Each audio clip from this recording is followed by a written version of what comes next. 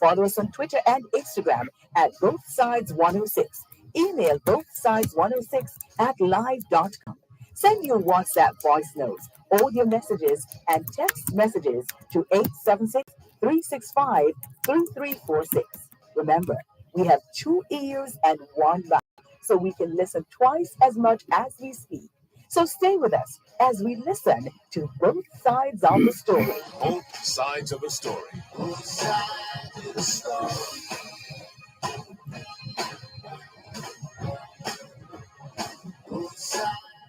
Knowledge is power. Class is in session. Hour 106. Start where you stand, and never mind the past. The past won't help you in beginning new.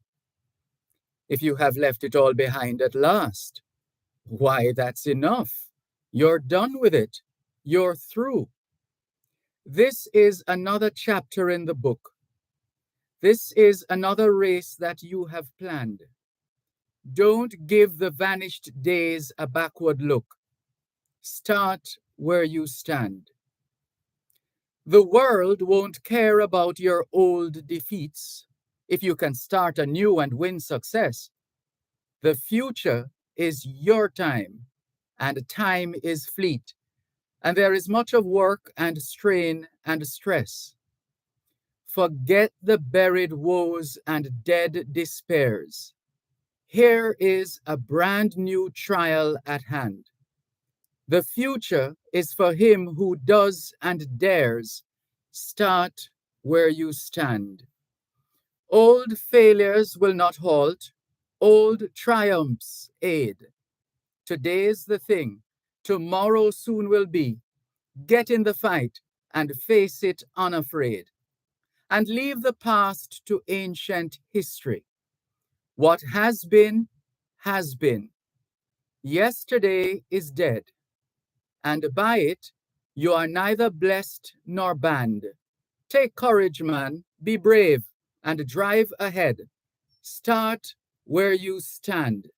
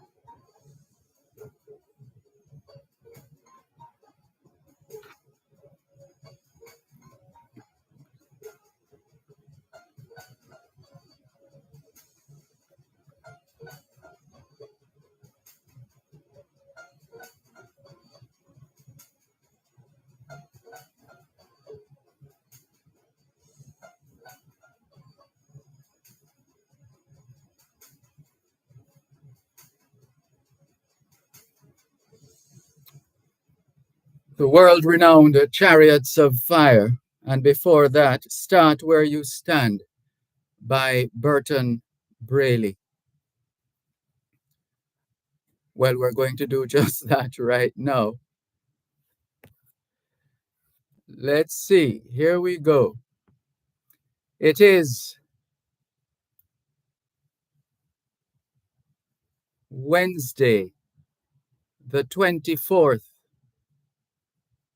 of July, 2024, and we greet you well, wherever in the world you are listening to us right now. We remain eternally grateful for the gift of life and the privilege to serve you on yet another edition of your program, Both Sides of the Story. We don't ever take your listenership for granted because we know you have choices. And that's why we never ever forget to remember to say thanks for choosing to listen to Both Sides of the Story, Monday to Friday, 2 to 5, right here on Power 106 FM. The mission continues to educate, empower, enlighten, and encourage entrepreneurship. Welcome.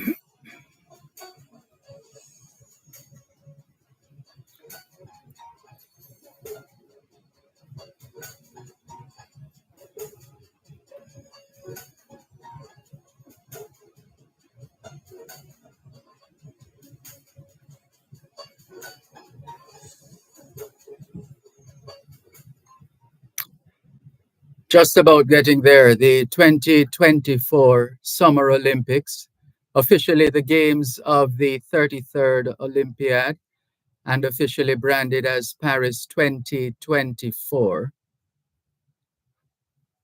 And we're looking forward to the Olympics, like so many other peoples of the world.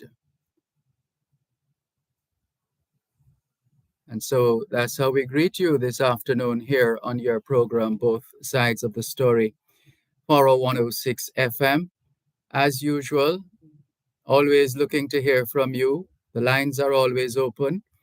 876-922-4112-5, 876-922-4112-5. The text line, same as the WhatsApp number, 876-365-3346, 876-365-3346. Good afternoon to the early birds, those who are already online. Faye Weller says, good afternoon, Mr. Dervan and faithful listeners. I'm here listening. That's good to know, Faye Weller. Mike Montgomery says, good afternoon, teacher, to you and your listeners. Keep doing what you do. God bless you, teacher, all the time. Keep safe. Same to you, Mike Montgomery. Valerie Weller Peck, thank you for logging on as well. Good to see you. And we look forward to hearing from all the others who are getting closer and closer to returning to some level of normalcy in light of all that has happened since Hurricane Beryl and related matters. What's on your mind this afternoon? Looking forward to hearing from you. Stephen Barnes, hello to you. He says, this nation of Jamaicans leaving Jamaica because things are bad is fallacy. Oh, thanks for your knowledge, Mr. Malcolm. Keep up the great work, sir. That's very kind of you to say. Thank you very much. All the very best to you. And a special thanks to Mr. Franklin MacDonald and the information that he shared yesterday with respect to solar energy and the prospects at a time when we are paying attention to hurricane related matters. So thanks a lot, Mr. MacDonald. We appreciate that. And I'm sure he has something just as fascinating as he did yesterday, today. All right, we'll get around to that eventually. Mr. MacDonald, thank you very much for just using the opportunity to give a general welcome to you, our faithful listeners and viewers all over the globe, joining us here on both sides of the story, Paro 106 FM. And this one says, "Good day, Sir Malcolm. I am asking, please, can JPS come over to Top Hill Retreat in Westmoreland and hook up the power? It's been 21 days without power. Thank you," says this listener. Well, we wish we could, like Superman, fly over the area and get those cables and high tension wires up and running, but we lack that capacity. But seriously though, let's take the break and come back. You're listening to Power 106 FM. The time is now 2:15. Motorists, listen up, cause we have a pretty. If you're right on your right, I'm on your helmet. This a must not drive without it. And make sure the little one in well strappy. Make sure your feet put in on the track. Extra this girl. To mind everything what you learn. If I do cross the see a green light, look right. Then I can look right. Remember now, if it dark outside, make sure you hear something. When look right, walk right, hard drive, leave and stay alive. On the road, please stay alive. Road safety begins with you. A message from the Road Safety Unit. Both sides of the story.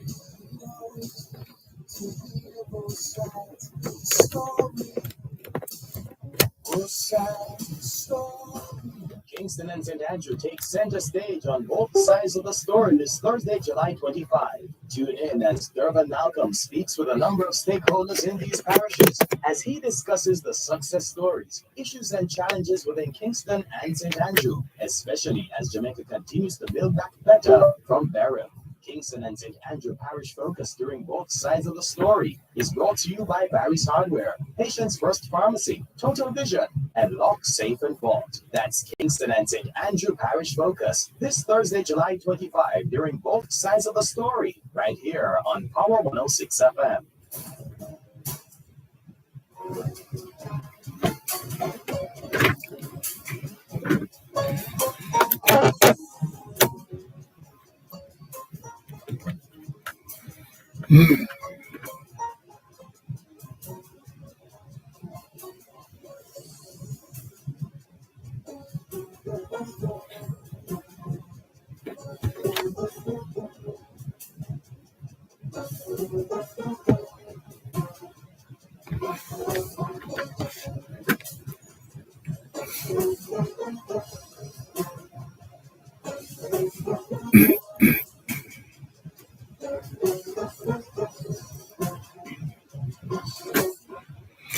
Thanks a lot for staying with us here on your program, Both Sides of the Story, Paro 106 FM, still streaming live on the Gleaners website, go-jamaica.com, live on your smart devices all over the world.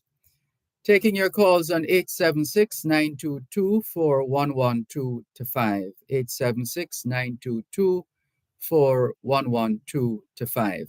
The text line is the same as the WhatsApp number, 876 365 3346. 876 365 3346. So keep those comments coming, those thoughts, those issues, those concerns, and let's use the opportunity to once again announce the information from the caller a short while ago who says, "Good day, Sir Malcolm. I'm asking, please, can JPS come over to Top Hill Retreat in Westmoreland and hook up the power?" I don't think if it were that easy, it would have been up a long time, I'm afraid.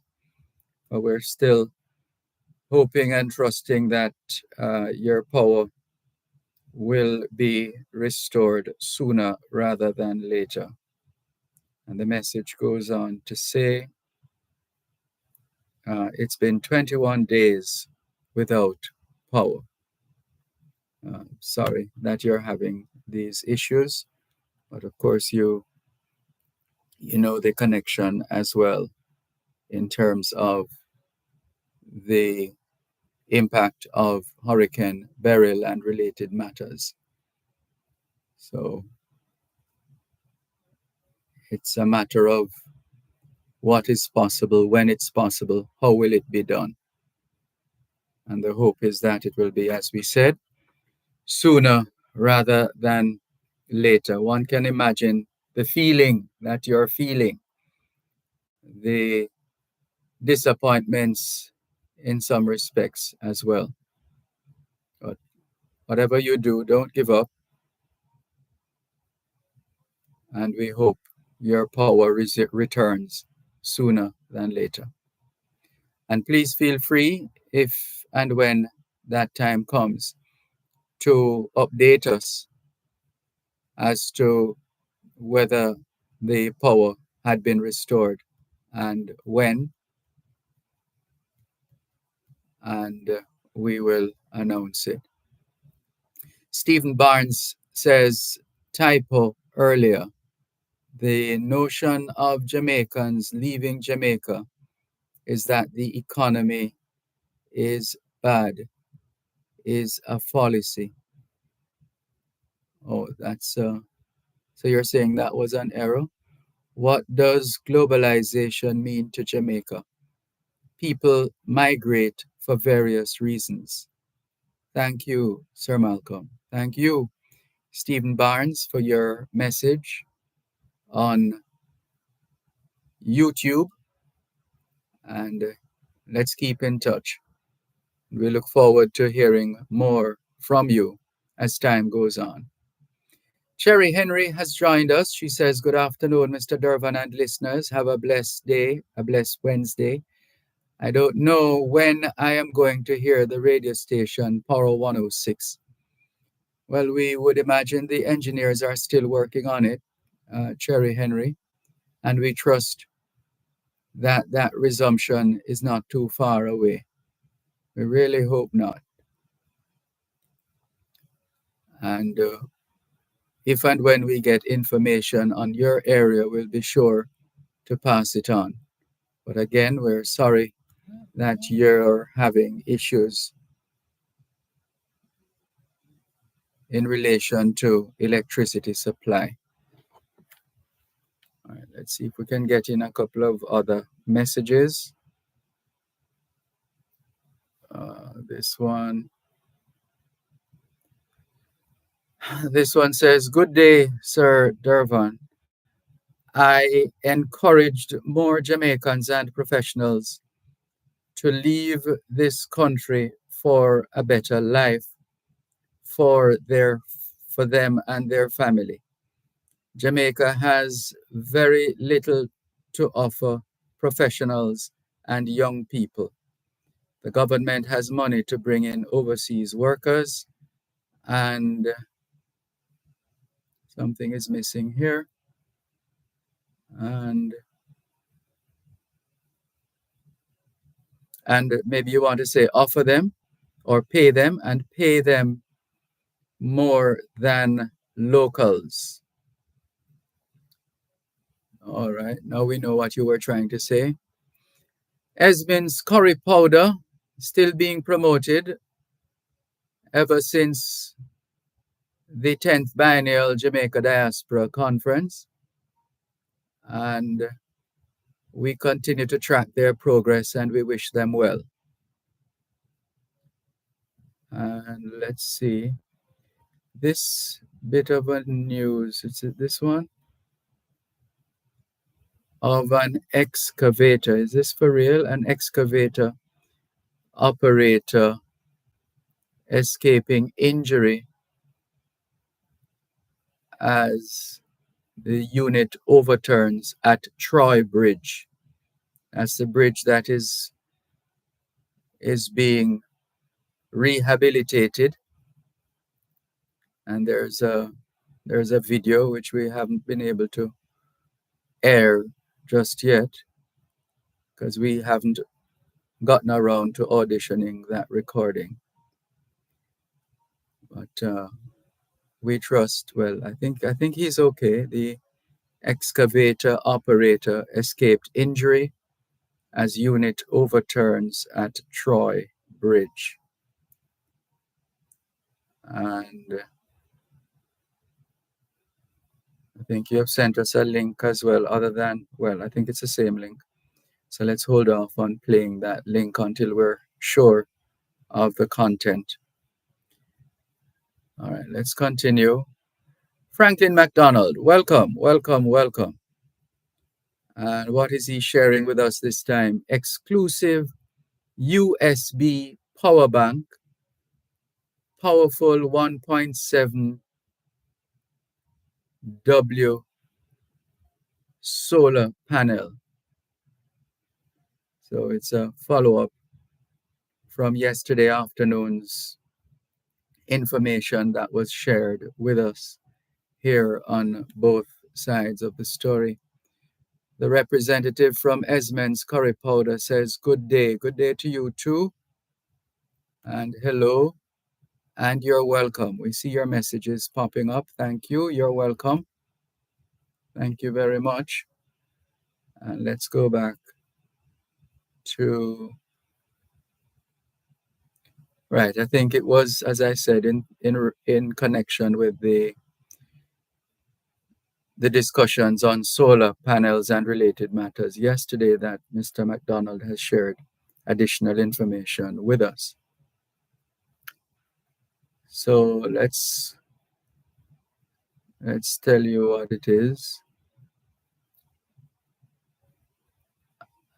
A lightsandbatteries.com exclusive. It isn't a cheap counterfeit.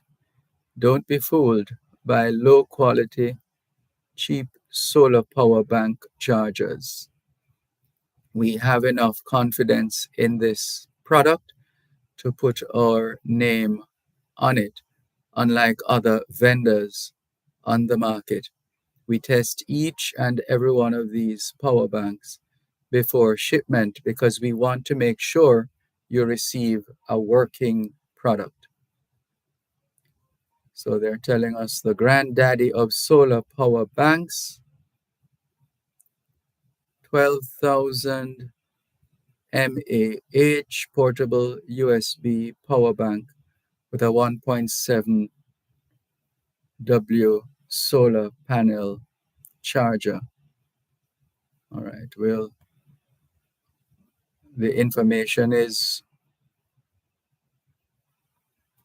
quite lengthy, so we'll try our best to share the information going forward, and we can direct you accordingly. In the meantime, let's clear some more messages. 876-922-4112 the text line, same as the WhatsApp number. Let's see what we have here. This one from RJ saying, good day, Professor. Tuning in as always to hearing a wonderful program today, hearing you loud and clear. We're happy to hear that. Thank you very much. Hearing us loud and clear. And we hope the others will be brought onto the system once again so they too can experience the newly repaired transmission system. In the meantime, we continue with more on your program, Both Sides of the Story, Power 106 FM, still streaming live on the Gleaners website, go-jamaica.com. This one says, Sir Malcolm, hold on, let me see. So, okay, these messages came in before. That's yesterday. This one says, Sir Malcolm, most of these evil, corrupt, and wicked politicians, especially the leaders of these wicked empires, go to church every Sunday morning and act as if they don't see the suffering and hear the concerns,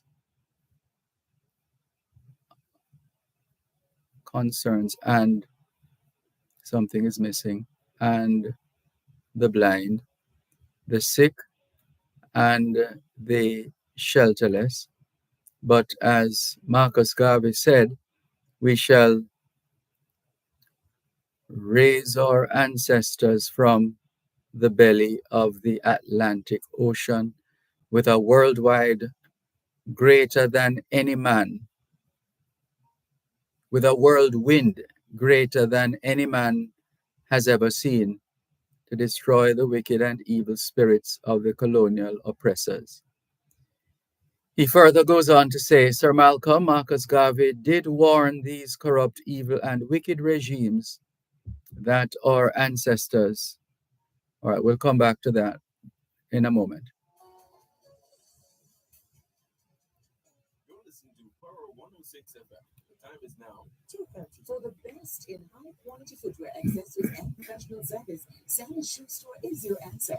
And it's satisfying your needs for dress shoes, school shoes, athletic shoes, and work shoes for over 50 years. With 5 stores downtown King Street, Southern Village, Cornwall, Prairie Plaza, Howard Tree, Boulevard Super Center, Pembroke Hall, and Cumberland Road, Spanish Town. Or shop online at Sammy'sJA.com. Sammy's, the shoe people will be here to meet your back-to-school needs for another 50 years. Get an early start to your back-to-school preparations with the RJ Communications Group Back to School Bazaar, Saturday, July 27, starting at 9 a.m. Dervan House South Lawn will transform into your back-to-school headquarters with everything you need for the new school year. Books, bags, lunch kits, stationery, art supplies, school shoes, and a whole lot more at the best prices. Plus fun for the whole family and giveaways all day. Saturday, July 27th. Book your booth spaces now. Call our marketing department at 926-1100. That's 926-1100. Sponsored by Chris and Charles Investments, Overseas Examination Commission, the Students' Loan Bureau, Consumer Affairs Commission, Old MacDonald Farms, Jamaica Civil Service Association, Kendall, Digicel Foundation, Lysol, Sandy Shoe Store, Sanctus Bookstores, and the Ministry of Health and Wellness.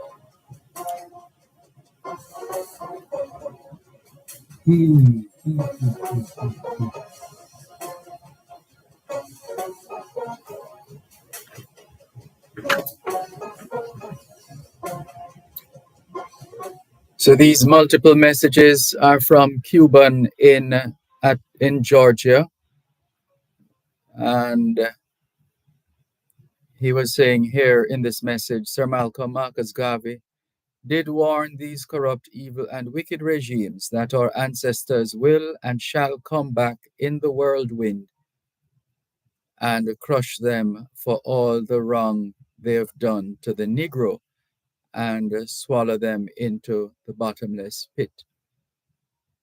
That's what Cuban in Georgia has shared with us. Thank you for your message and all the very best. As we continue, Bishop David Cleary, good afternoon to you. He says, God bless you, sir. How did the hurricane affect you? Well, we give thanks that we have, like those of us who are in the land of the living, that we're still around. We give thanks and we spare a thought for those who are still having issues to deal with. We trust their situation will change for the better sooner than later. In the meantime, we're still taking your feedback. 876 922 4112 to 5, and the text line 876 365 3346. We look forward to hearing from you and how things are shaping up in your neck of the woods and what that has meant for you and yours. Feel free to call us or message us or text us or WhatsApp us, and we'll do our best to convey your messages. In the meantime, we continue with more here on both sides of the story, Power 106 FM, and taking note of other developments as well. America right now is a beehive of activity, and we'll see how that continues to unfold. In the meantime, there are those of us who pay attention to what's happening so that we can get a better understanding of what's happening and implications beyond the borders, etc., etc., etc.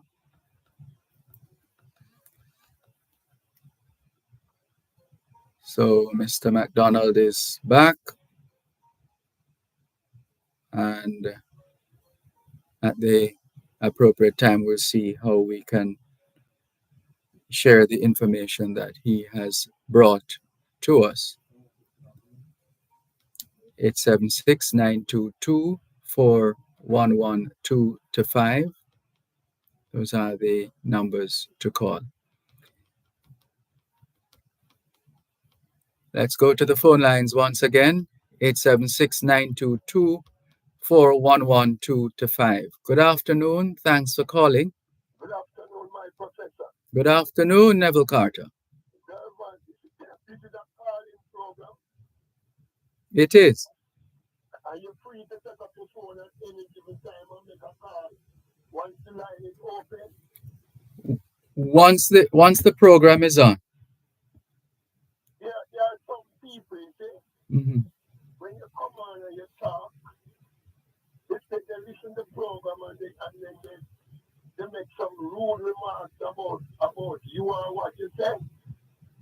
I'm inviting those persons to call the program and make a contribution, a positive contribution to the program to see if we can have a better Jamaica.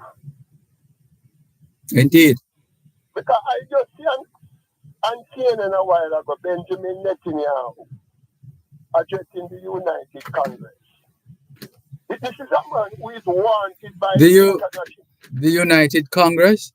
The United States Congress. Oh, okay. He addressed it for 52 minutes. Mm-hmm. And outside the Congress, you have a lot of people demonstrating and burning graffitis, etc. Now, this is a leader, an Israeli leader is wanted by the international court. And yet the American government have him in their Congress addressing them while he's a wanted man. And there is a demonstration against his presence, the fellow there. Mm-hmm. Now, when I was growing up, I hear that when America catches a cold, it affects us. I wonder if these people in Jamaica really realize what is going on in this world and what is to come. Say that again. Your levels went down a bit. I'm wondering Mm-hmm. if the average Jamaican understands what is going on in the world and the changes that are coming in the world. Well, some will, some won't. Some will, some won't. Some know, some don't. Yes, sir. But let me make it clearer to the average Jamaican, okay? If you don't have a good education, if you don't have land, if you don't have money, and in some cases, if you don't have ammunition, you'll become a slave to the system. And I'm talking about the system now, I'm talking about people. I'm not going to justify it mathematically why I tell you that, Dervan. Mm-hmm. Because everything can be justified mathematically. If we were a people who were good at mathematics, Jamaica wouldn't be in this state. And let me just do a prime example. COVID came, right? And we saw the ramification of COVID. And the experts are telling you, those who study human beings, the anthropologists and the psychologists, etc., they are telling you that COVID has evoked a lot of fear in the human population worldwide. They did a survey in South Korea, and the South Koreans confirmed that irrespective of your educational background, you could go to the highest university. Most Koreans are born with what they call dirt spoon in their mouth. What kind of spoon? Dirt spoon, Oh, dirt spoon. okay. That means you cannot elevate to certain heights in the society. And they did it in South Korea.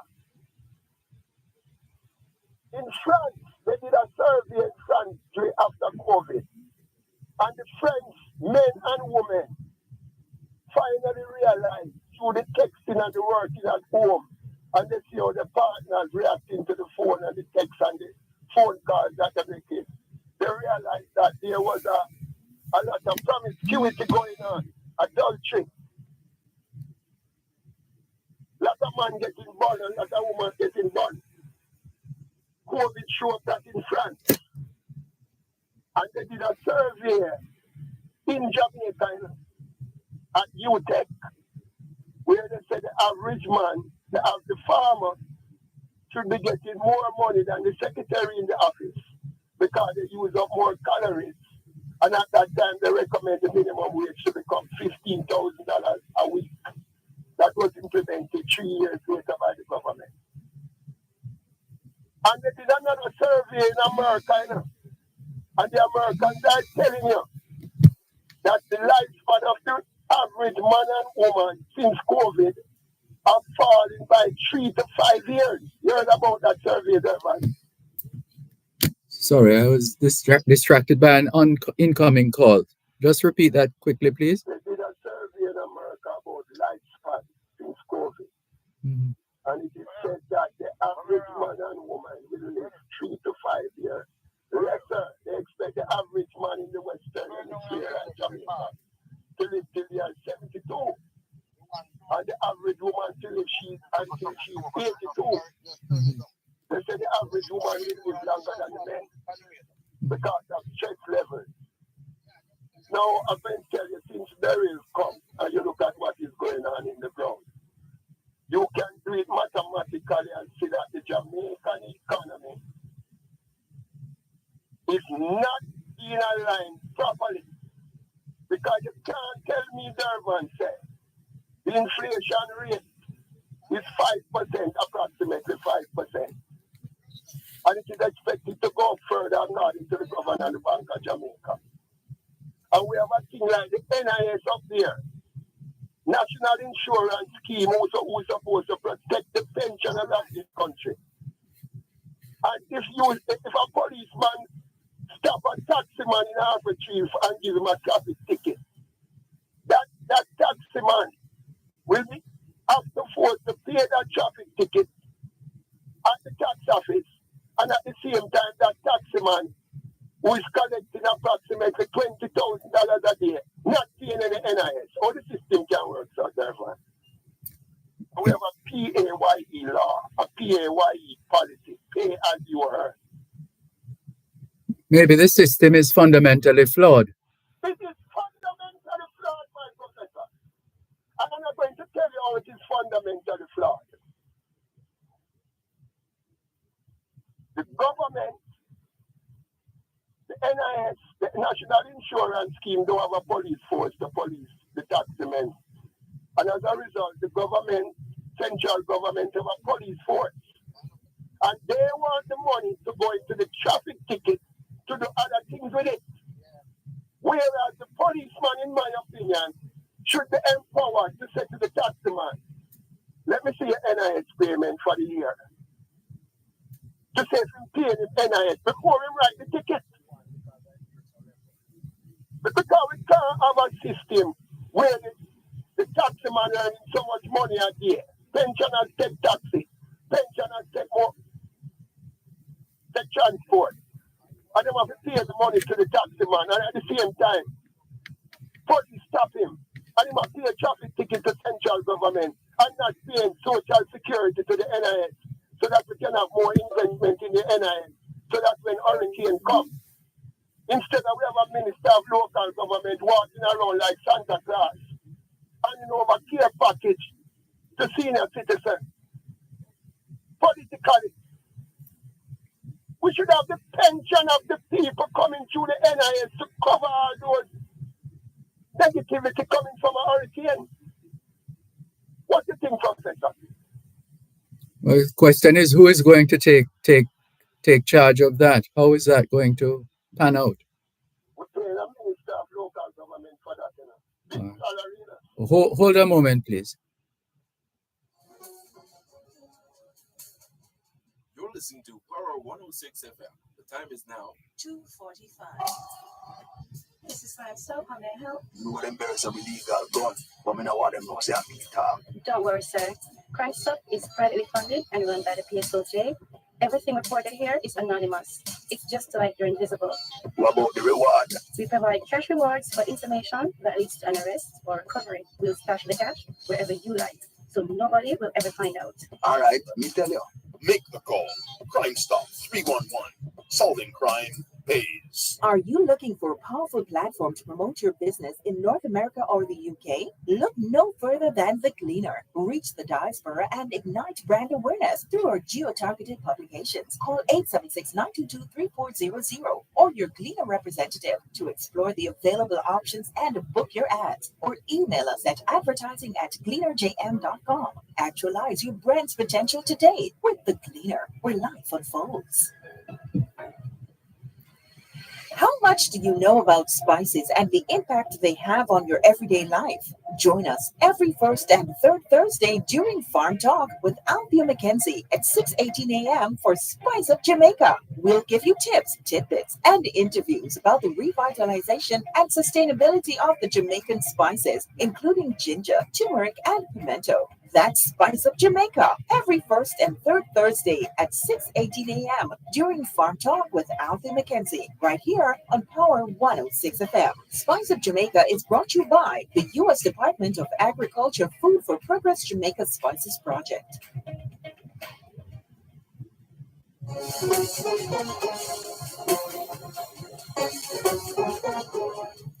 Thanks a lot for staying with us here on both sides of the story.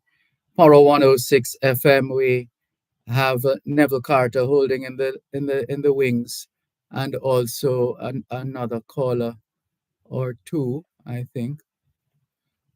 So let's resume that link, the link with Neville Carter, please.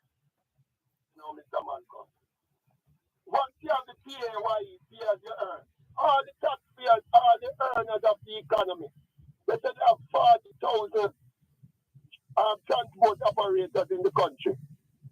Based on my survey in Arbitrary, the average taxman carry around about $20,000 a week. Growth.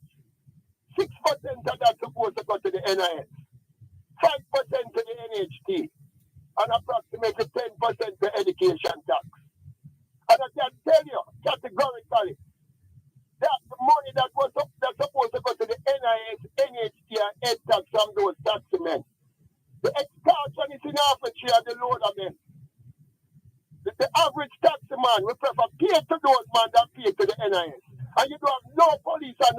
policing that. Is that fair today? Pensioners of Jamaica, Mr. Malcolm. I don't know the extent of the fairness or otherwise, because I haven't studied the system as it is now. But if there is some kind of imbalance or ineptitude arising from the actions of individuals who have been the stewards of the system, then they are the ones we would need to go to find out what's happening. Yeah, but none of them have any job description, Mr. Malcolm, so you can't hold them to the fire for nothing. And when the big salary was announced, the year that they were generating white paper to generate job description. It's a joke. And right now in St. Elizabeth yesterday again, several people working in prominent institutions pay over them NIH and them NHT employer drives out of them salary. House staff blew off, house damage, and they can't get a benefit from the NHT because there's no payment in the system for them. What is happening in Jamaica, my people? This is not Jesus' work. Jesus is not supposed to come out of heaven to come solve this. And when you take up your phone and talk, get never caught off the phone and then chat too much. Hey, Dervan, I'm going to leave you with this. Mm-hmm. I'm a big and serious, and I went to a school named Jamaica College, you see? And Jamaica College. Fervet opus in campus. Favorite, what it means, Dervan? Tell the people what it means. Work is burning in the field. Thank you, my professor. It's JC, we know that work is burning in the field, you know? Because one of the good things about burning, it brings about more work in Jamaica than ever before. Because I never wanted for work on the ground, you know? Because I deal with social entrepreneurship. That is a busting work on the ground. People need help. And I'm going to tell you, sir, one of the things we notice with Jamaica is that the government, they would prefer the money going to the GCT than into the NIX. I'm upset about that, you know, because they can fix it, you know, but they don't want to fix it because they prefer the taxi man take the money, go buy the gas at the gas station so that they can get the gas tax going to the consolidated fund. But if you take the money and pay to the NIS, it's all going to the pensioners fund, and they believe that they have better use for the same money. And then Jamaica don't have any political solution. You know, there is no political solution between PNP and JLP to fix Jamaica. And there is also no religious solution to fix this country. So when I take up my phone and my credit and call, those who listen to the program, instead of you criticize what I'm saying and trying to get me off the radar, which you can't do because I'm a free citizen, educated by the taxpayer of Jamaica. Call the program and make a contribution similar to mine or better so that we can fix this system. Because I love people more than money. Money is not my problem. People are my problem. I love people more than money. And people need people, right, Dervan? Yes, indeed. Enjoy the Olympics, Dervan. You too. Because I'm going to the Olympics. Have fun.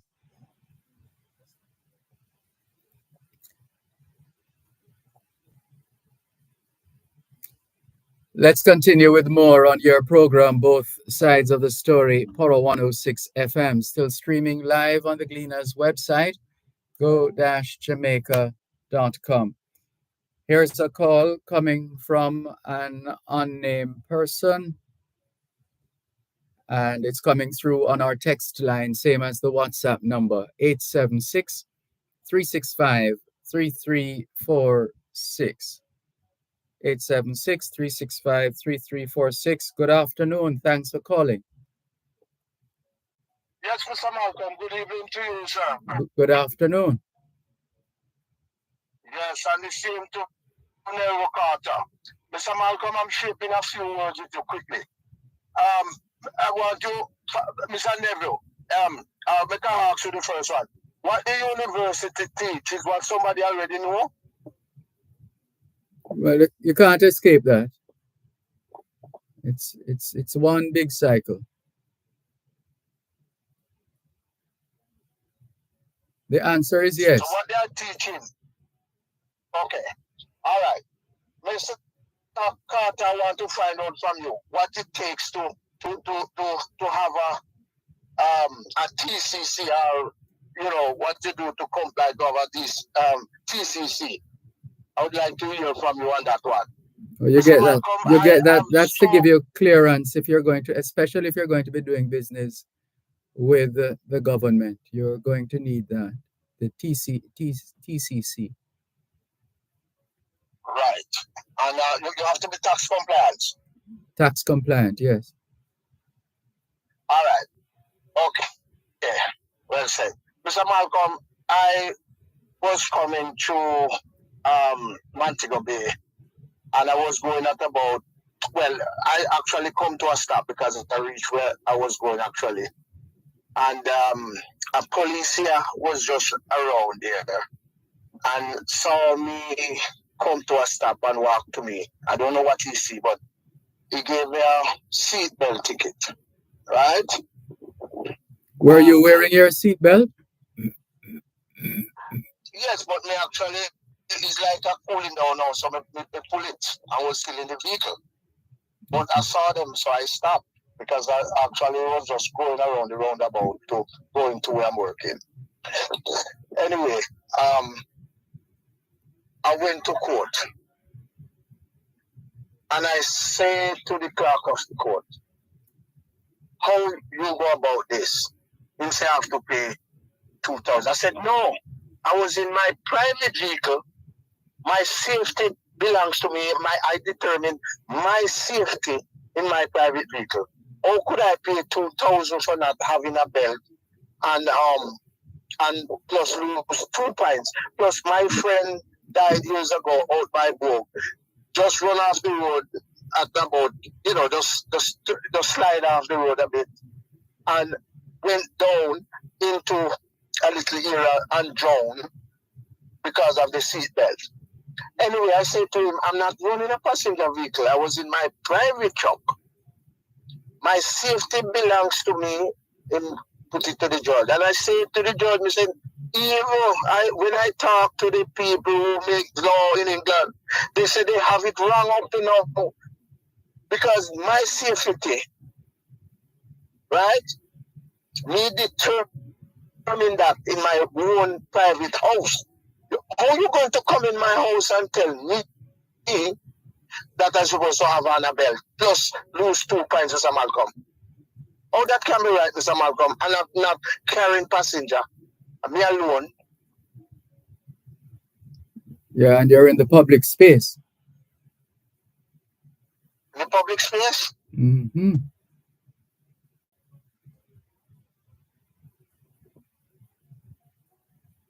Are you there? Oh, yes. So because I'm in the public space.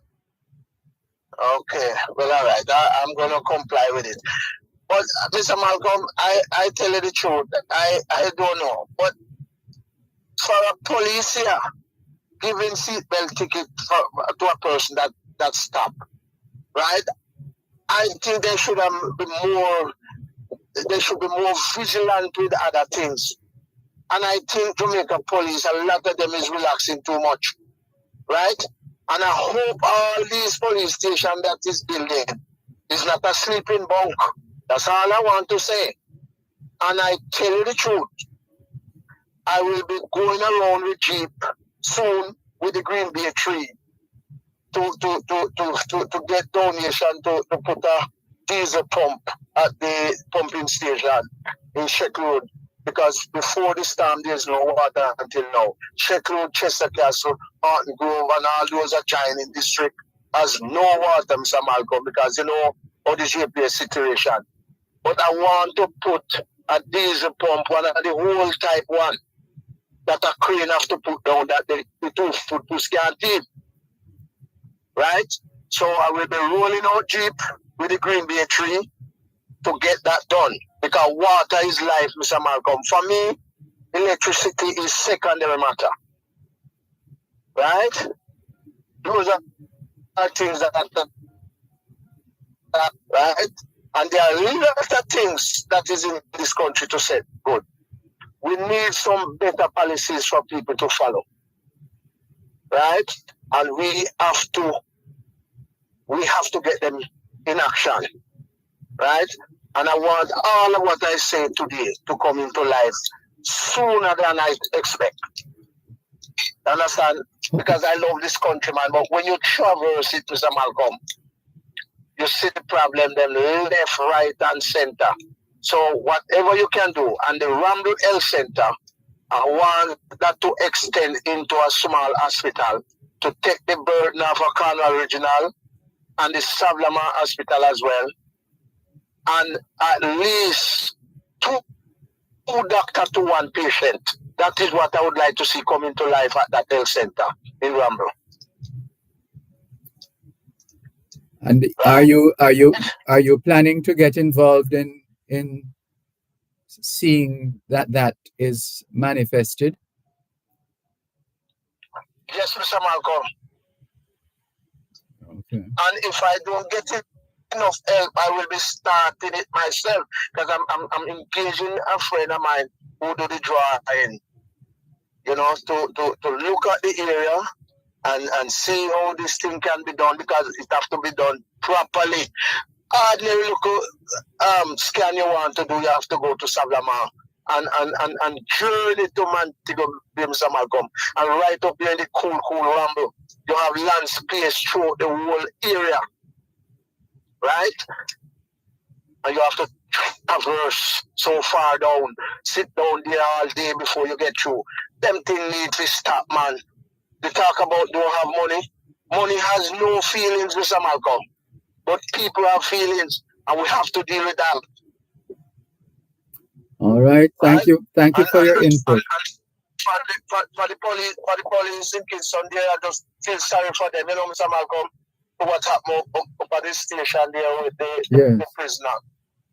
Make me just feel sorry for them, because no one know what was coming. But as me tell you again, safety is important. It is. So we have to pay more attention to memory, time, and space.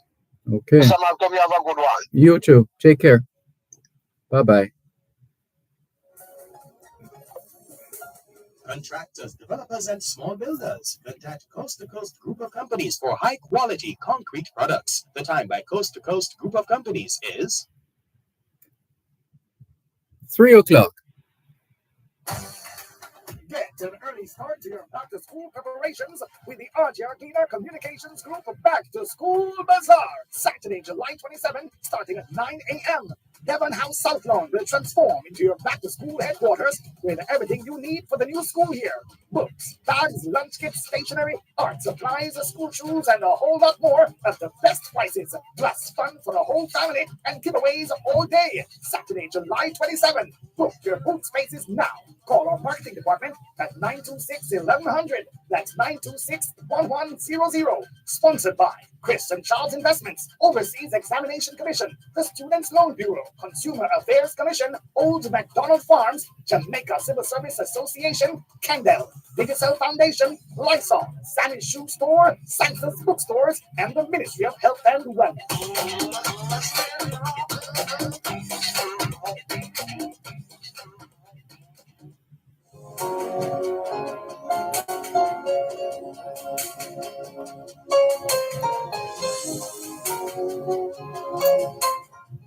Thanks a lot for staying with us here on your program, Both Sides of the Story, Power 106 FM. Here's a reminder. I'm sure this came from Franklin McDonald to share with us further to a matter that was raised, United States and the International Criminal Court. The United States is not a state party to the Rome Statute of the International Criminal Court, Rome Statute, which founded the International Criminal Court, ICC, in 2002. As of March 2023, 123 states are members of the court. Other states that have not become parties to the Rome Statute include India, Indonesia, and China. On May 6, 2002, the United States, having previously signed the Rome Statute, formally withdrew its signature and indicated that it did not intend to ratify the agreement. United States policy concerning the ICC has varied widely.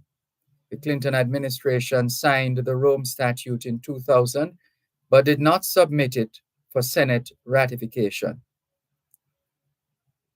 The George W. Bush administration, the US administration at the time of the ICC's founding, stated that it would not join the ICC. The Obama administration subsequently reestablished a working relationship with the court as an observer. And that's from Wikipedia,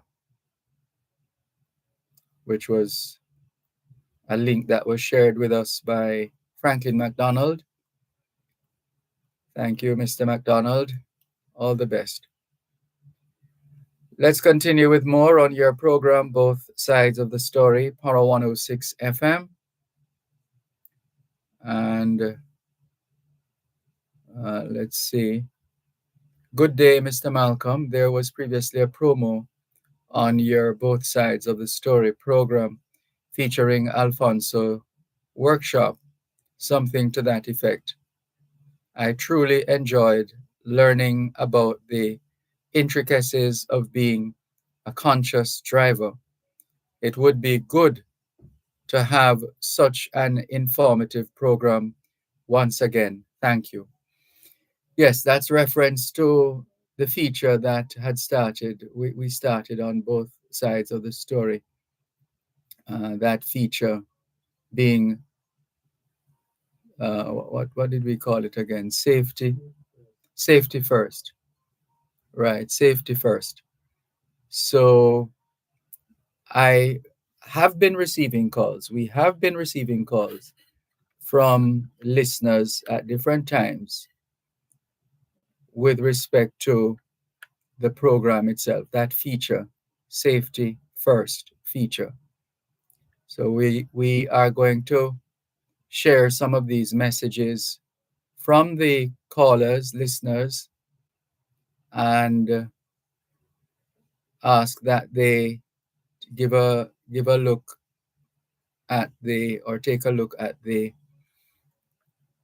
program, the feature, and see what is possible going forward. Thank you very much for your interest, and we will do the best we can to have the program reinstated. But it's, yeah. So let's see how it goes going forward.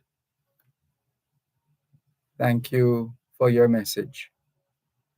And if you're listening and are not hearing it, then feel free to send us another message and see what comes out of that. Encouraged by your comments. Thank you very much for your message. As we continue with more on your program, Both Sides of the Story, here on Power 106 FM, still streaming live on the Gleaners website, go-jamaica.com. This one says, Mr. Malcolm, the politics on the Democrat side is divided. The Clintons endorsed Kamala Harris, while the Obamas hadn't endured her. Kamala. Oh, that was a typo. Having endorsed her. Right. So what you have here is the Clintons endorsed Kamala Harris, while the Obamas hadn't endorsed her. Kamala is pro-abortion, failure to control control the influx of illegal people at the border, and causing thousands of black men to be in prison. And I gather that all of that has been dismissed. So a lot of, yes, I do know that there's a lot of inaccuracies and falsified information and data in general. So it's the age we live in too, which references artificial intelligence and chat GPT, and not to mention the various platforms and sources of information from individuals who perhaps don't even know enough to make comments and put forward information that they have been. So we all have to be mindful of the information, the transmission of information, and the nature and extent of our communication. And all right, so we did that. Thank you very much. Let's move on and take more of your feedback. 876-922-4112-5. And the text line, same as the WhatsApp number, 876-365-3346. 876-365-3346.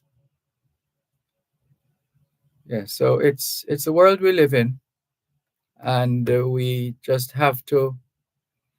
There's a section of the or a line in the Bible or a verse that says, "In all your guarding, guard your mind." Essentially, that's what it's saying. In guard your in God. Oh gosh, let's get it again. In all your guarding, guard your mind. In all your guarding, guard your mind. You must have a say with respect to what you take into your system. But it's your choice. But it's usually regrettable when the information doesn't add up. Then we have to take a dim look at that individual or that platform or that app, etc. So let's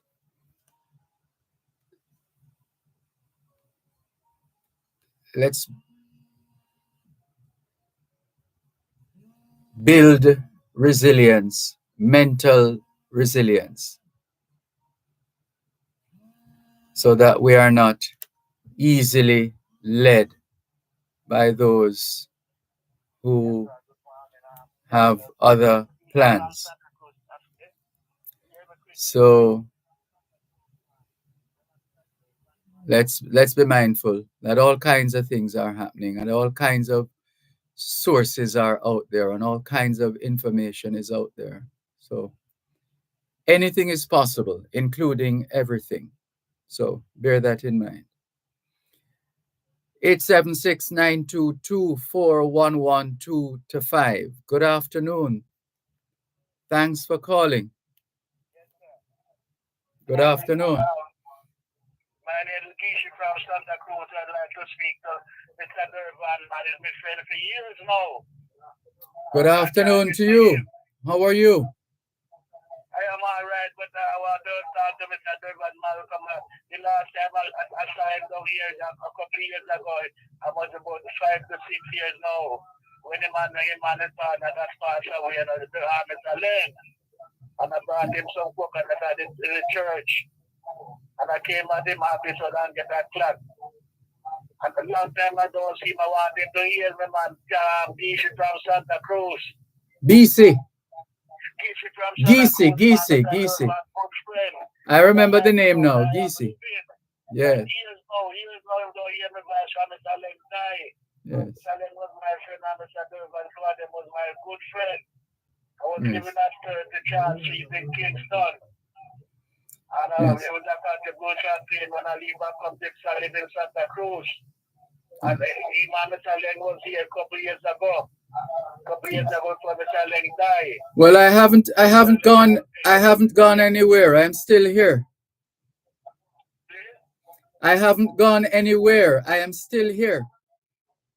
Yeah, man. So, I would like to Mr. Len to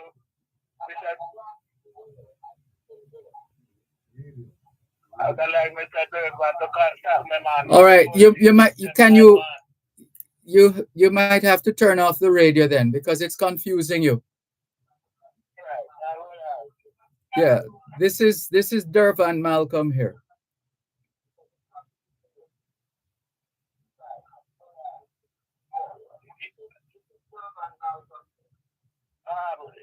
Geese from Santa Cruz, man. Yes, Geese from Santa Cruz. Welcome.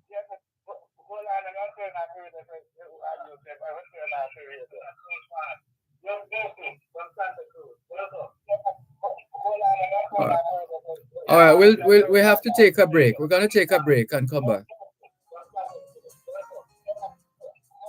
You're listening to Power 106 FM. The time is now 3:15. Whether you're overseas or in Jamaica, everybody wants their little piece of yard. Well, that's where a JMMB back mortgage comes in.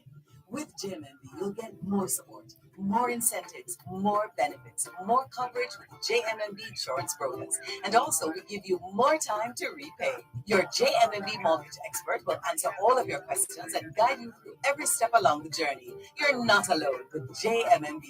Contact us at info@jmmb.com and learn how you can get more than just a mortgage. both sides of the story. Jamaica is vulnerable Yes, to we're multiple hearing you, but hazards such we're up as there severe right weather now. systems and We'll be going earthquakes back due to shortly. its geographic location.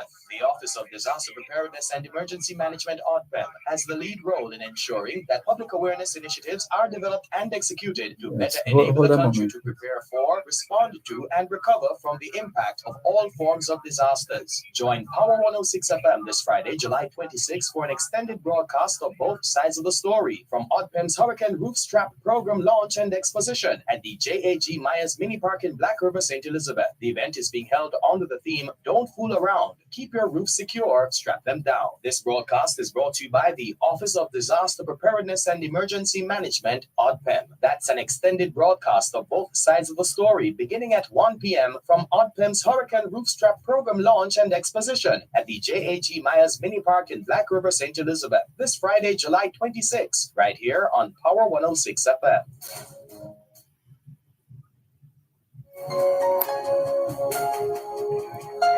All right, thank you very much. Thank you very much. Thank you very much for staying with us. But you have to listen though. If you don't listen, you're not going to hear. This is Dervan Malcolm talking to you, Geese. This is Dervan Malcolm. I'm talking to you now. This is me. Yes. I'm glad to hear you guys, man, from Mr. Leng's time, man. The last time I see your face when they did come to Santa Cruz, I did the church hall. And I brought you Mr. Leng some coconut. Yes. The coconut. And the years now, I don't hear you guys now see your face.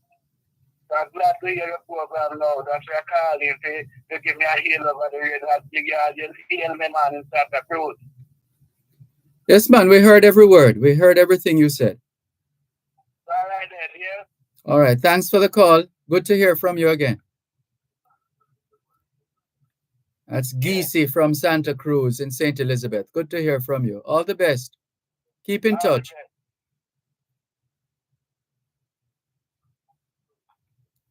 All right, take care. This is your program, Both Sides of the Story, Power 106 FM. Still streaming live on the Gleaners website, go-jamaica.com. And still taking your calls on 876-922-4112-5. 876-922-4112-5. And the text line, same as the WhatsApp number, 876-365-3346. Good afternoon to Rohan Johnson of Atlas in Ocho Rios, St. Anne. And here's another message. This one says, Mr. Malcolm, are you saying the Clintons endorse Kamala Harris while Obama hasn't, and that she is pro-abortion? No, I'm not saying any such thing. This was on CNN, Fox, and NBC, my friend, says this person who is messaging us. It is what it is. Thank you very much. Keep those messages coming in. 876-922-4112-5 are the numbers to call. And the text line, same as the WhatsApp number, 876-365-3346. 876-365-3346.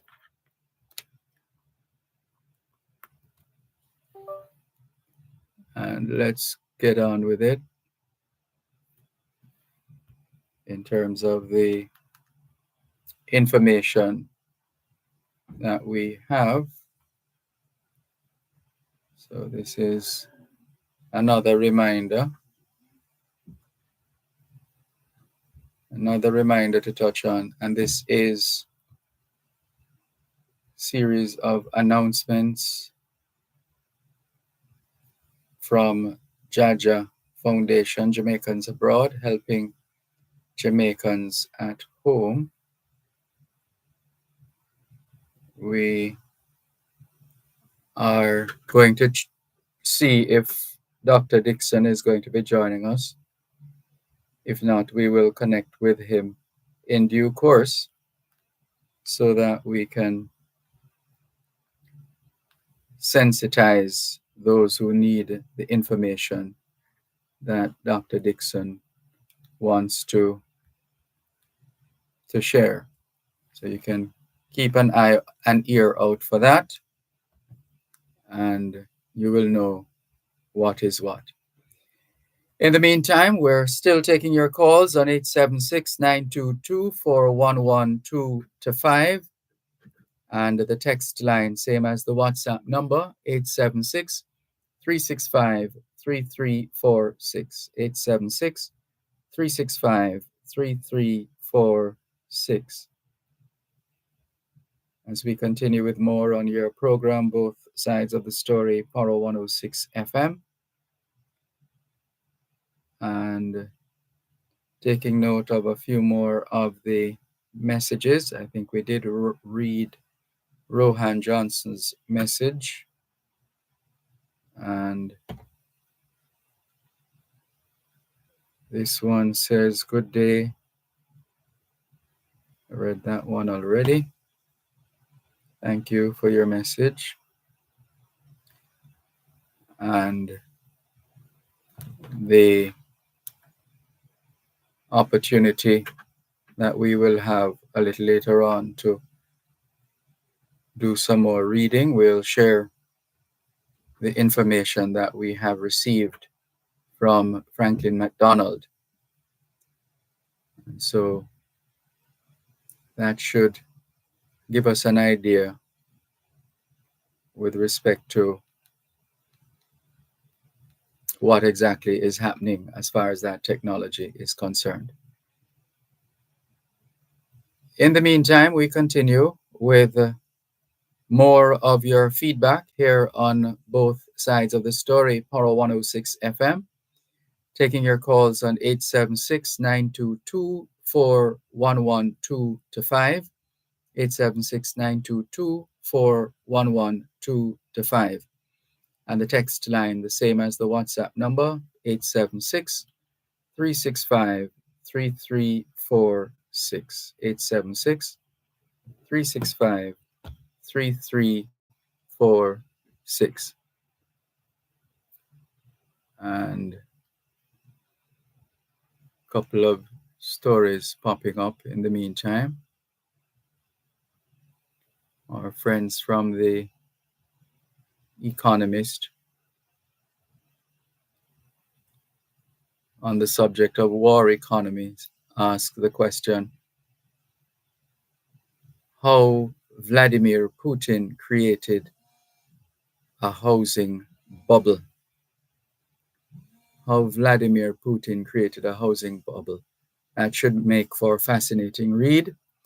Prices have risen by 172% in Russia's biggest cities over the past 3 years. We'll come back to that at another time. Right now, let's take another call here on both sides of the story, Power 106 FM. Hello, good afternoon. Thanks for calling. Well, good afternoon, Dervan. Good afternoon. Yeah, couple things. Yeah, they called you with it was Zimbabwe. I think it was Zimbabwe, right? We was talking about the ticket you received with his car. So, yeah, good thing when you're in the public, and actually a case like that went to the Supreme Court years ago. Someone brought their case up to the Supreme Court. Sorry, there's a feedback. There's a feedback coming from somewhere, and it's yes. You see the feedback? No, it's not. No, it's not that pronounced right now. No. Oh, okay. No, I was saying that there's a case brought to the Supreme Court, like I think completely a little while back. Same thing about when you're driving, you should the seatbelt is your protection, and you should do what you want to do. And the case was brought on that, driving way in public space and driving on a public road is not a right, it's a privilege. So you have to obey what the law said, basically. Mm-hmm. But I want to follow up on something you said about police in Jamaica. What I observe our experience, they like to mess with the people who are maybe just a little fraction. For example, I received a ticket down there one time. The police, I was going like 10 kilometers over, which is about 6 miles over. Yeah, about 6 miles over. That's what they gave me the ticket for. So I was just trying to throw it, driving the speed limit. So, the people who like doing like very, very bad things, the police seems police seem not to want to what do you call it, not to, I guess it's too much work, I don't know, to stop those people from driving reckless. But the people I find they don't give ticket quicker to people who try to obey the law. So I don't know why they do something like that. And that's my experience in Jamaica when it comes to and I think they should go after the people who are breaking the law in a more atrocious way. You get what I'm saying, Dervan? I'm listening, yes. Yeah.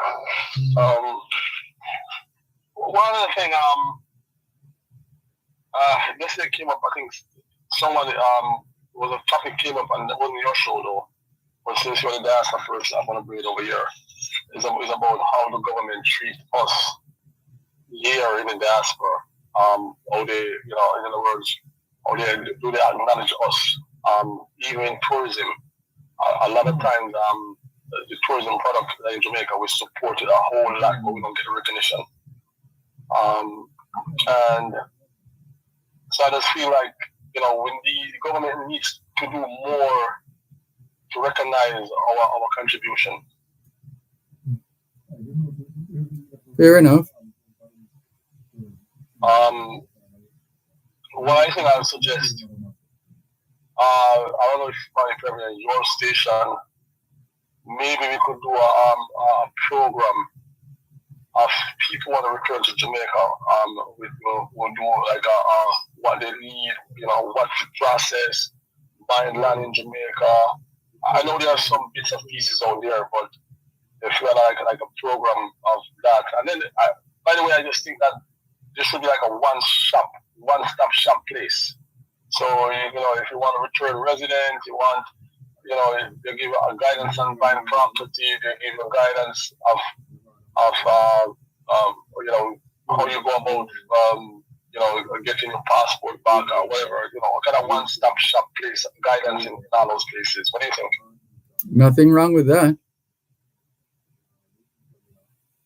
Because I think that if we can get more Jamaican to return back to Jamaica, especially in the retirement age, close to retirement age, would be a great thing.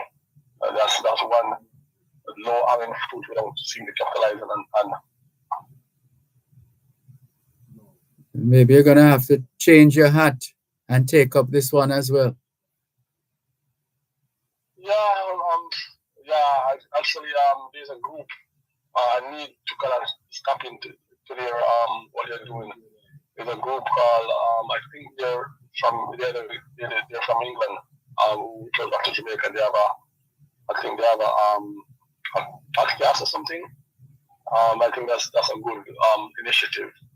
Where they link up with people who actually return back to Jamaica. Maybe we could start something, a podcast of people who want to return back to Jamaica. How people think about coming back. That could be probably a good initiative too, yeah. The possibilities are endless. The possibilities are endless. Yeah, well, when you collaborate, you can get a lot more done when you collaborate with people and share ideas, right? And lobby. You talk to the government, but sometimes it's tough to talk to people in Jamaica because nobody wants to answer the phone. They don't want to talk. Why is that, Dervan? I don't know if people deliberately refuse to talk.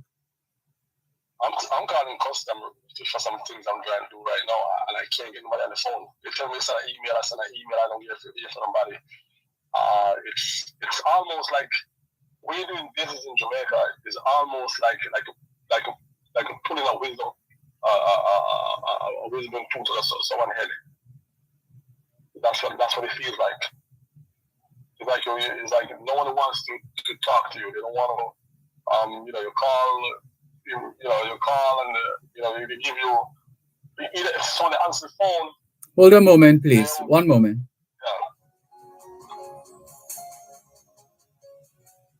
Help us protect Jamaica's borders. Tell us about any illegal guns coming through customs-controlled areas. Call Crime Stop at 311. The time by the Jamaica Customs Agency is 3:30. Big Money Bingo! It's here again when the RG Arena Netballers present Big Money Bingo with the Casanova. Win big cash prizes of $100,000 from our sponsors. Carrot Choice Pharmacy, Bright Diamond Funeral Services and Supplies, Affirm Ambulance Service, Globe Scope Travel Vacations, and 876 Nurses. Prizes and surprises from Cars Manufacturing Company, very quick. The Educational Network. Get your tickets now at RG Arena 32 Liters Road and the Glitter Company for only $1,500. Only $1,500. Big Money Bingo! Friday, August 2, 2024 at 7 North Street. You hear? August 2, 7 North Street starting at 7 p.m. when DJ say yeah. Enough vibes, prizes, and surprises at Big Money Bingo!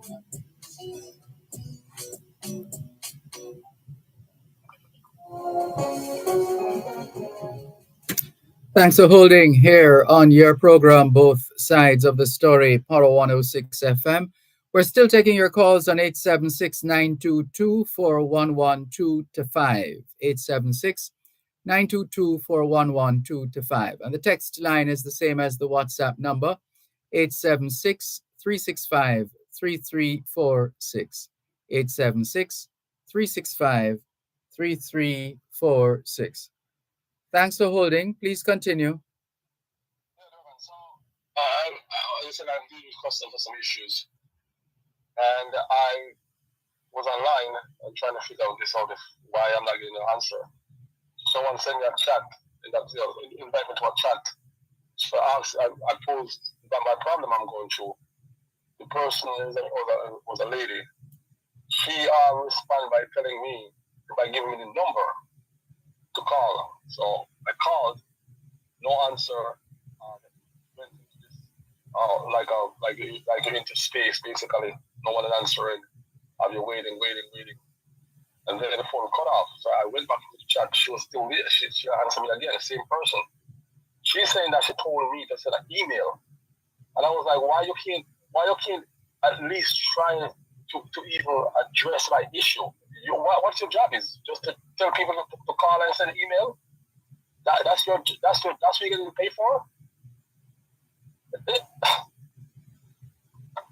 I was applying for my renew my US passport, and I called US Job Gov.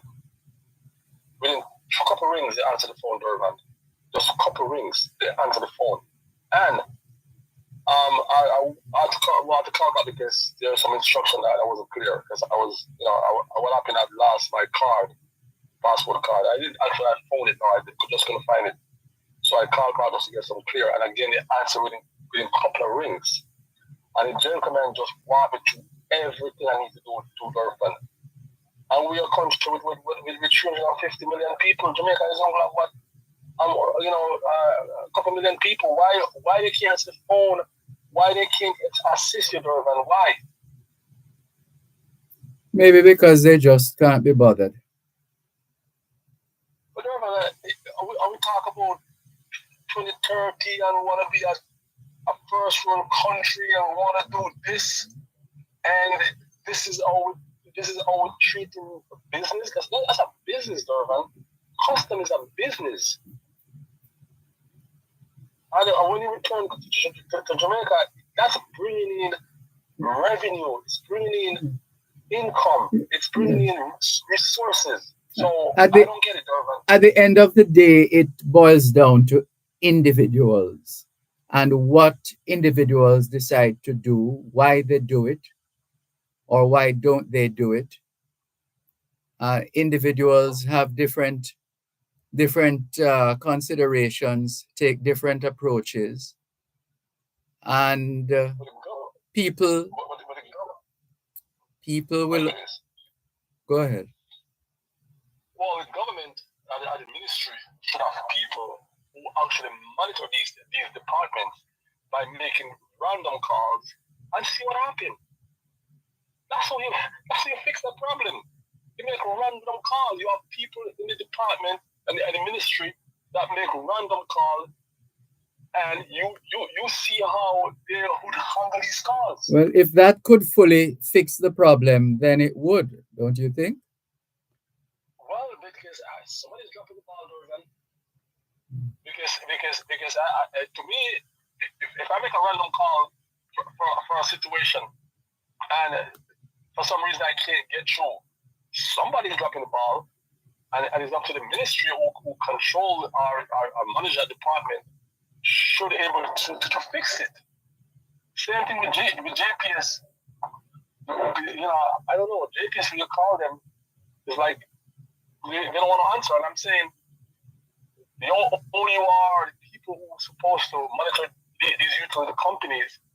They're supposed to make random calls and make sure that these companies following the rule. If there's such, it should be a rule. You should be able to answer the call within a certain amount of minutes.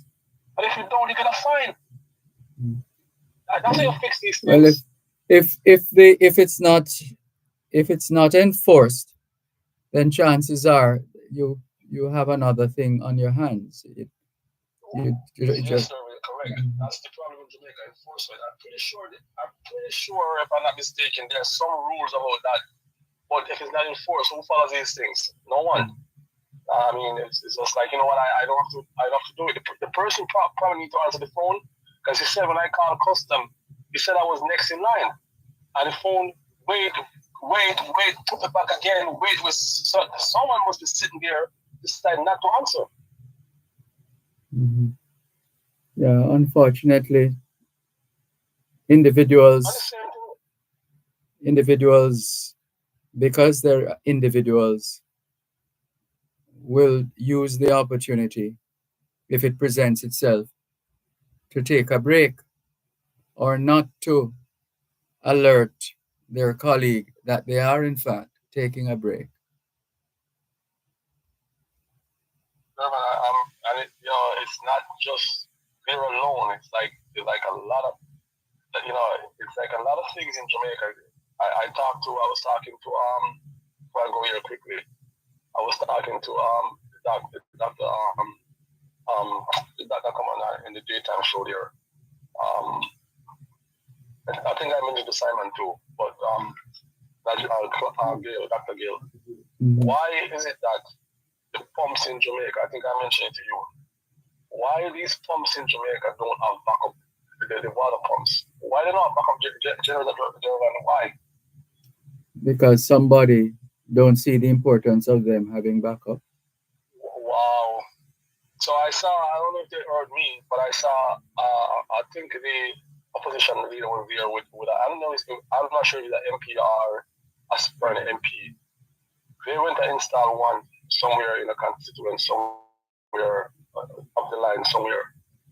And from what I saw on TVJ, the pump looks like it probably would cost somewhere in the range of 10,000 US, right? And I'm saying all you gotta do is just put maybe 20 to 50 cents US on your water bill, right? And buy a backup pumps. When light is gone or hurricane, the backup pump comes on. They said they don't run for 8 hours. Good, fine. Because people know that the water is coming for 8 or 10 hours, and then they cut it off like in the night, right? But at least it'll be there, and you use so that money to maintain it. But at least people have water, Dervan. After a storm, people would have water. Well, I don't get it, Dervan. I don't get it. But anyhow, it's these are little things, to my opinion, that we just dropping the ball at. I think give somebody a job, by the way, to maintain it. So they have a permanent job to maintain it, that backup pump. They would test it out every so often to make sure if light is gone, you chip in to make sure you have the right amount of fluid. If it's diesel or it's propane or you want to use whatever, I think diesel or propane is the way to go right now with something like that. But that would be a no-brainer, Dervan. Well, maybe it takes someone to demonstrate the operational nature of whatever it is, and if it works, then there might be some buy-in. If not, then as you were. When election is going on, these are the things that we should press these people who want to be our leader. I mean, this is what happened. This happened this now. What are they gonna do to fix it? Are you gonna fix it or not? Are you gonna do anything to fix it? Let us know, so we know that if you are gonna do it, let us know how, when, and how you're gonna pay for it. Right? That's the question I would ask. Who wanna be my leader? Okay, I want to be my MP or my leader, my officer leader. When, how, and when we're gonna expect to get this fixed, sir? And how are you gonna fix it? How are we gonna pay for it? How are we gonna get it done?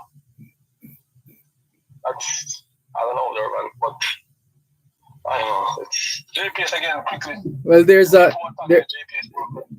a saying that my mother used to share with us, and maybe that would apply.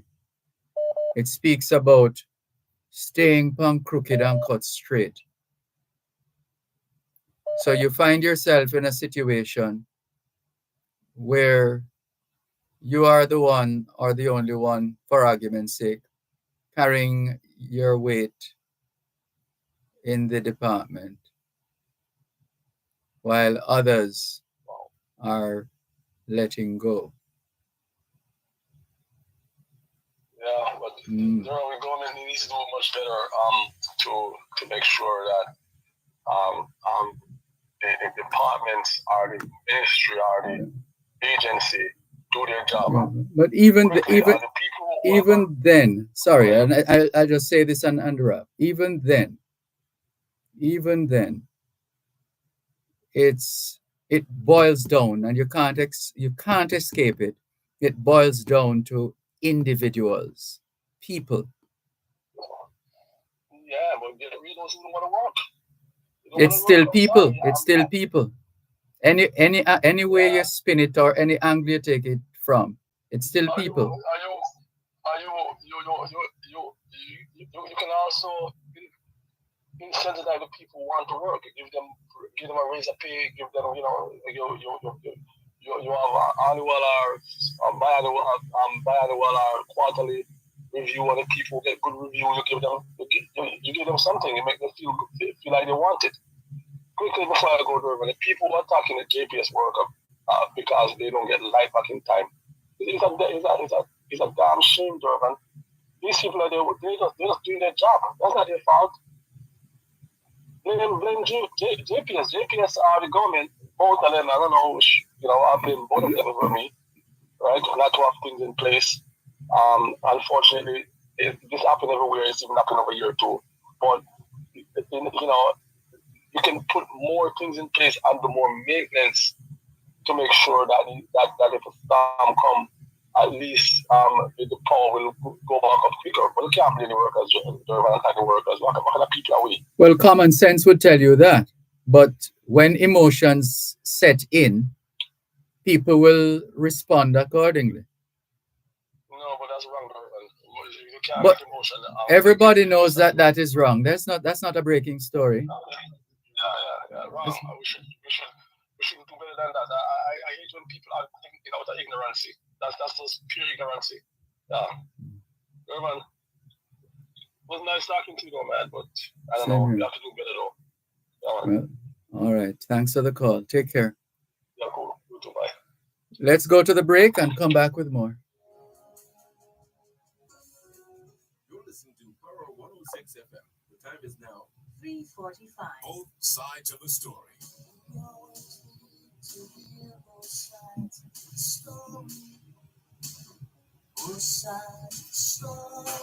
Kingston and St. Andrew take center stage on both sides of the story this Thursday, July 25.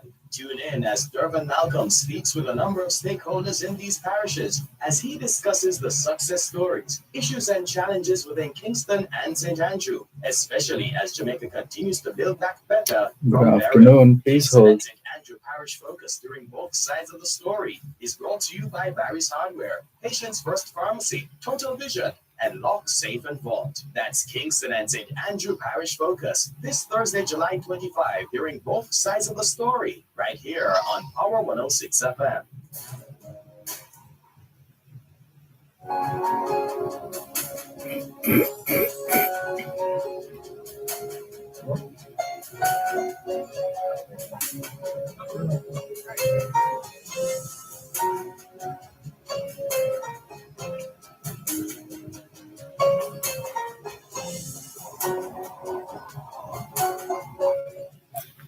Thanks a lot for staying with us here on your program, Both Sides of the Story, Power 106 FM. I'm Dervan Malcolm.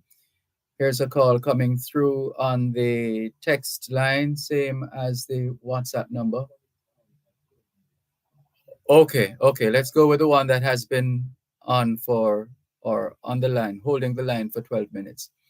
Good afternoon. Sorry to keep you holding. Good afternoon. Yesterday I did remove a cataract from the right eye, and in great spirit, great shape. The vision is much better than what it was. Well, very good. Good news. Yes, I'm giving thanks to the Creator, Amen for that. Yes. Mr. Malcolm, there are so much happening in our country, but sometimes they say we're in a generation that is called a no generation. So they are looking for things in the now, not wanting to wait. And because a lot of them are technological savvy and, no access to the internet to do their thing, they become very frustrated. And some people, may never know they don't have the comfort of their home with the heat and the mosquitoes, they can't get no ice. And a lot of things that cause people to get frustrated. People with medication to prevent ice are in their fridge, they can't do so. I heard people say they work in Kingston, so when they go back to the countryside, they even give an ice from their workplace, So, but people are saying, well, have patience, but they always tell you that patient man right down here, but not everybody have that patience to do so. And in short, forest where I live, most of the community have life. Last week Friday, the guys that dig the postcode for the JPS to utilize to put up the post. The 6 off the light, but the areas in which the light was planted, nothing is done. And those people don't have no access to any light. And I was asking the question, is that the MP and the councillor, they are missing? Because I called the MP office to find out what is going on. We need to get some information because when I find called Jim, it's not getting nowhere. So as the MP, you're supposed to be standing up for your people. And you know, the people, they have attitude. And this is something that I find very annoying. The citizens of the community need their service. So you were supposed to have a footman in the community who will report to you what's going on. Then the information will go to that person and it filters down to the people. Because I don't want to tell me that, well, JP have the time. I say, I agree they have the time, but at the same time, the people are suffering. People have business to do. There are a lot of people who do their business on the internet, over the internet. You know, people making money from that kind of service, and they're losing all of that. So the question is, would people become frustrated? And we have to look at both sides because we cannot say, well, people are unreasonable when they go on strike and say they want back their life. Have the reason. They're supposed to try to expedite the situation. I don't know what's going on with the overseas workers that they say they're going to bring in to help with the help out JPS. I think I heard some was to start on Monday. I don't know. We don't know what's going on. There's a lot of information which is not flowing. Now, the people who have not got back licenses, will they have to pay that estimated bill? I don't know. So there's more question and answer. Now we hear about 20% if you want 50 kilowatts per month. But at the same time, I am concerned about, because I remember you too young to know about Ivan, Mr. Malcolm. Excuse me? That's my perception, you know. Because I was outside of Jamaica. When I came back here, they told me you got to pay for the full month, even the 15 days. I said, no, I cannot pay for a month and I didn't get a month service. The month that we will reimburse you back and we will rebate it back. I said, no, I have to charge you for 15 days. This is what I had, not 28 days. So I don't know if that situation is going to come up where we have no one pay for the damage, a barrel like what we did with Ivan, because it was put on our life that we have to help JP to foot the cost. While people who get damaged have to find means and ways to fix their property. So we have to pay for a company damage, which is very much unclear to the Jamaican people. And I'm hoping that we don't want to hear this time. Because I think it's the most disrespectful to the people of this country and they have to pay for the damage of JP. So that's my little bit, Mr. Malcolm. You have a blessed evening, sir. You too. Thanks for the call. Bye-bye. This is your program, Both Sides of the Story, Power 106 FM. And we are going to take another call on our text line, same as the WhatsApp number, 876-365-3346. Good afternoon. Thanks for calling. Hold a moment. Just a moment. Let's make sure we can hear you. Hello? Yes, go ahead, please. Good afternoon. Are you hearing me? Good afternoon. Afternoon, sir Malcolm. Yes, sounds like a clash of signals. Yeah. I'm not hearing you clearly. You're going in and out. I'm doing the same. All kinds of things happening over the line right now. You want me to hang up and call back? Try that, please. Okay. Okay, sorry about that. Yeah, the experts usually tell us when we have these interferences and issues with lines, just hang up and call back. Invariably, you're likely to get a better line. So try that and let's see how it goes. This one says, in reference to something, some of the subject areas we were covering earlier on, this person says maybe they just can't be bothered.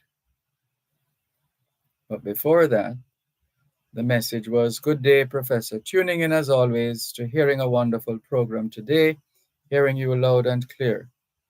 And then in reference to those who appear not to be pulling their weight, the response was, maybe they just can't be bothered. LOL. That's from RJ. And Neville, otherwise known as Salah, says, Voice of New York.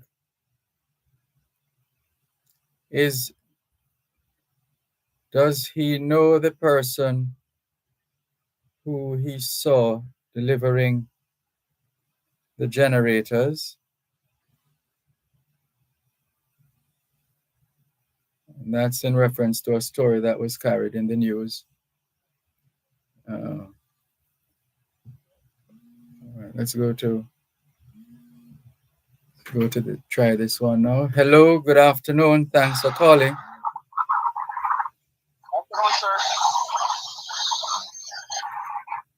Good afternoon. I don't know if you can hear what we're hearing, but it's kind of scratchy.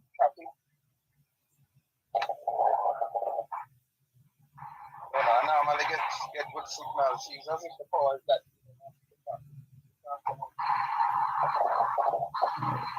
No, it's not happening at all.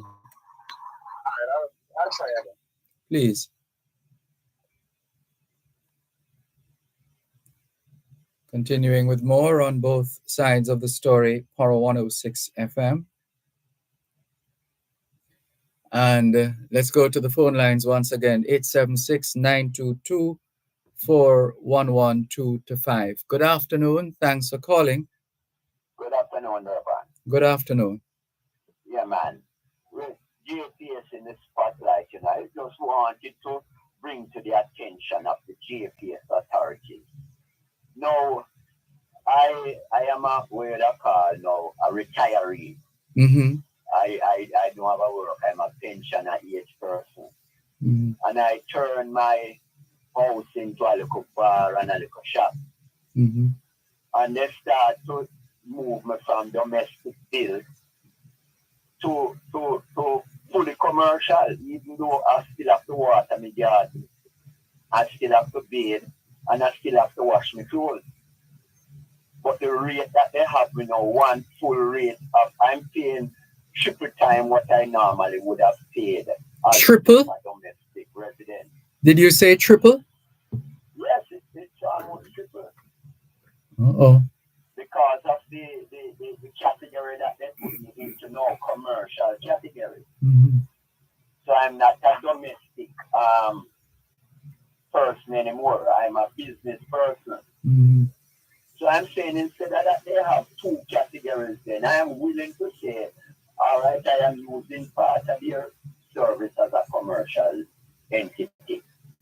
So they could have a middle rate to say, well, domestic rate is this, commercial rate is this, and a person who has both domestic and commercial, they could give a middle rate. Mm-hmm. Because when I calculate it out, most of my water that I use is for water in the garden and bathing and washing my clothes. Mm-hmm. Because the little bar I maybe is wash two little glass every now and then, because really plastic cup we serve the liquor in, Mm-hmm. Very rare a man use a glass and, you drink him rum. Me want it in a plastic cup. So we don't really have to wash the plastic. Mm-hmm. So the most I would have said 3/4 of my bill is really domestic, and just a quarter it would be commercial, but I am paying a full commercial. I don't know if you could afford that question to the GPS people, then instead of them having just two rates, that they have a mix for people who have a residence and do a local business in at their residence and 70 at their role enough. I can't go work again. Yes. Oh, I'm sure you're not alone in that No, situation. well, this is how I look up the courage to call now and talk about it. So other people's complaining, I have other people in the same situation. Mhm. And I say, well, make us call the program and see if we But could get. they have been all over the place. I'm just wondering, you haven't been able to get in a word? Well, I asked one of the contractors one time, and what he's saying, I should put in another meter. I should apply for another meter so that I have 1 meter for the garden and the bathroom and the other meter. But I think it's cumbersome that way.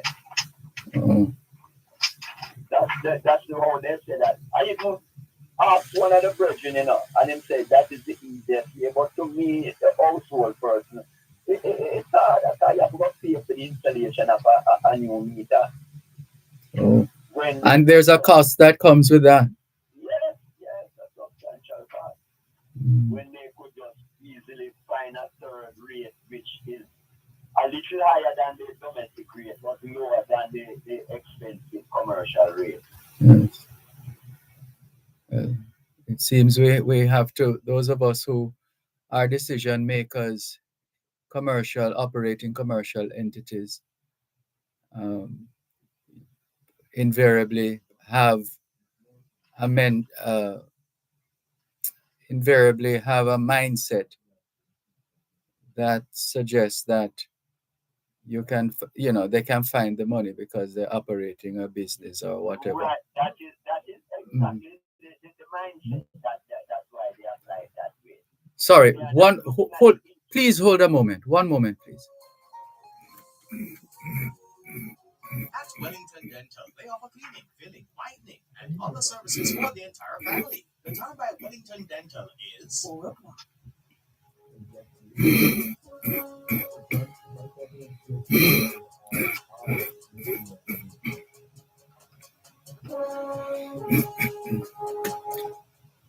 So could that be the situation? Because we have a thing, if we talk nice, and if we have on good clothes, then it means that we have money, we can afford it, and they can tax you more, so to speak. That kind of mindset is problematic. And I wondered if you could get that lady. I think she talk up on the Gmail there for the while. This column, I think Win some column, yes. yes, I think if you could get her to engage her on the topic to see that the injustice to us that 3/4 of what we consume is really domestic. Hmm. Well, is that likely to change anytime soon? I doubt it. Well, I don't know.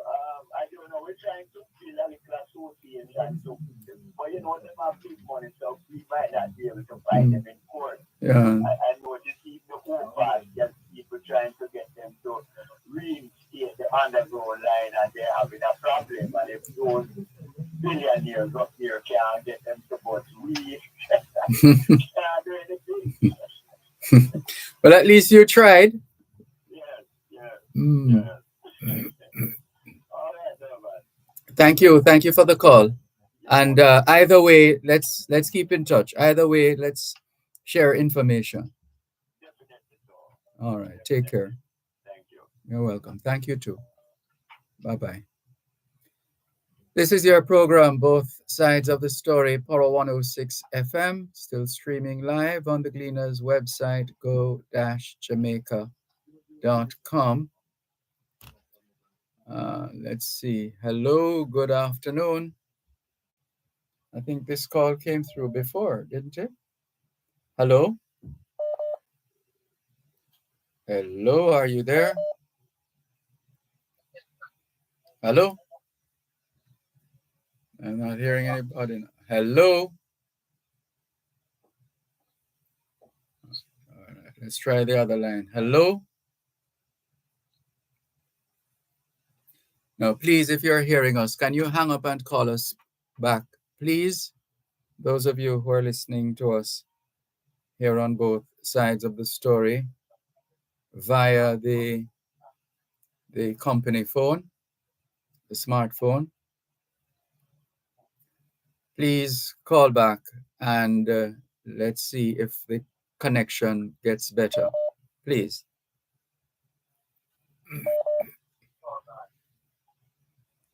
All right, let's see if we can try and answer this one. Hello? Hello, good afternoon. Technology beating us this afternoon, man. It would appear so. Yes, I was here waiting here, the gentleman, and I said, yes, third time is a charm because I'm hearing you clearly. So I think you'll be doing same. And then it seems as if you tried to answer the call, but you already answered the call, so I got cut off. But that's all right. I'm here now, and you're hearing me, right? Yes, hearing you clearly. Thanks for the call. That's all that matters. Good evening. Good afternoon again, sir. Good afternoon. So, first question for you, sir. You think it's fair for people living in a third world, in a so-called first world country to criticize and try to, what you call it now? What is the term? Compare a first world with a developing world country?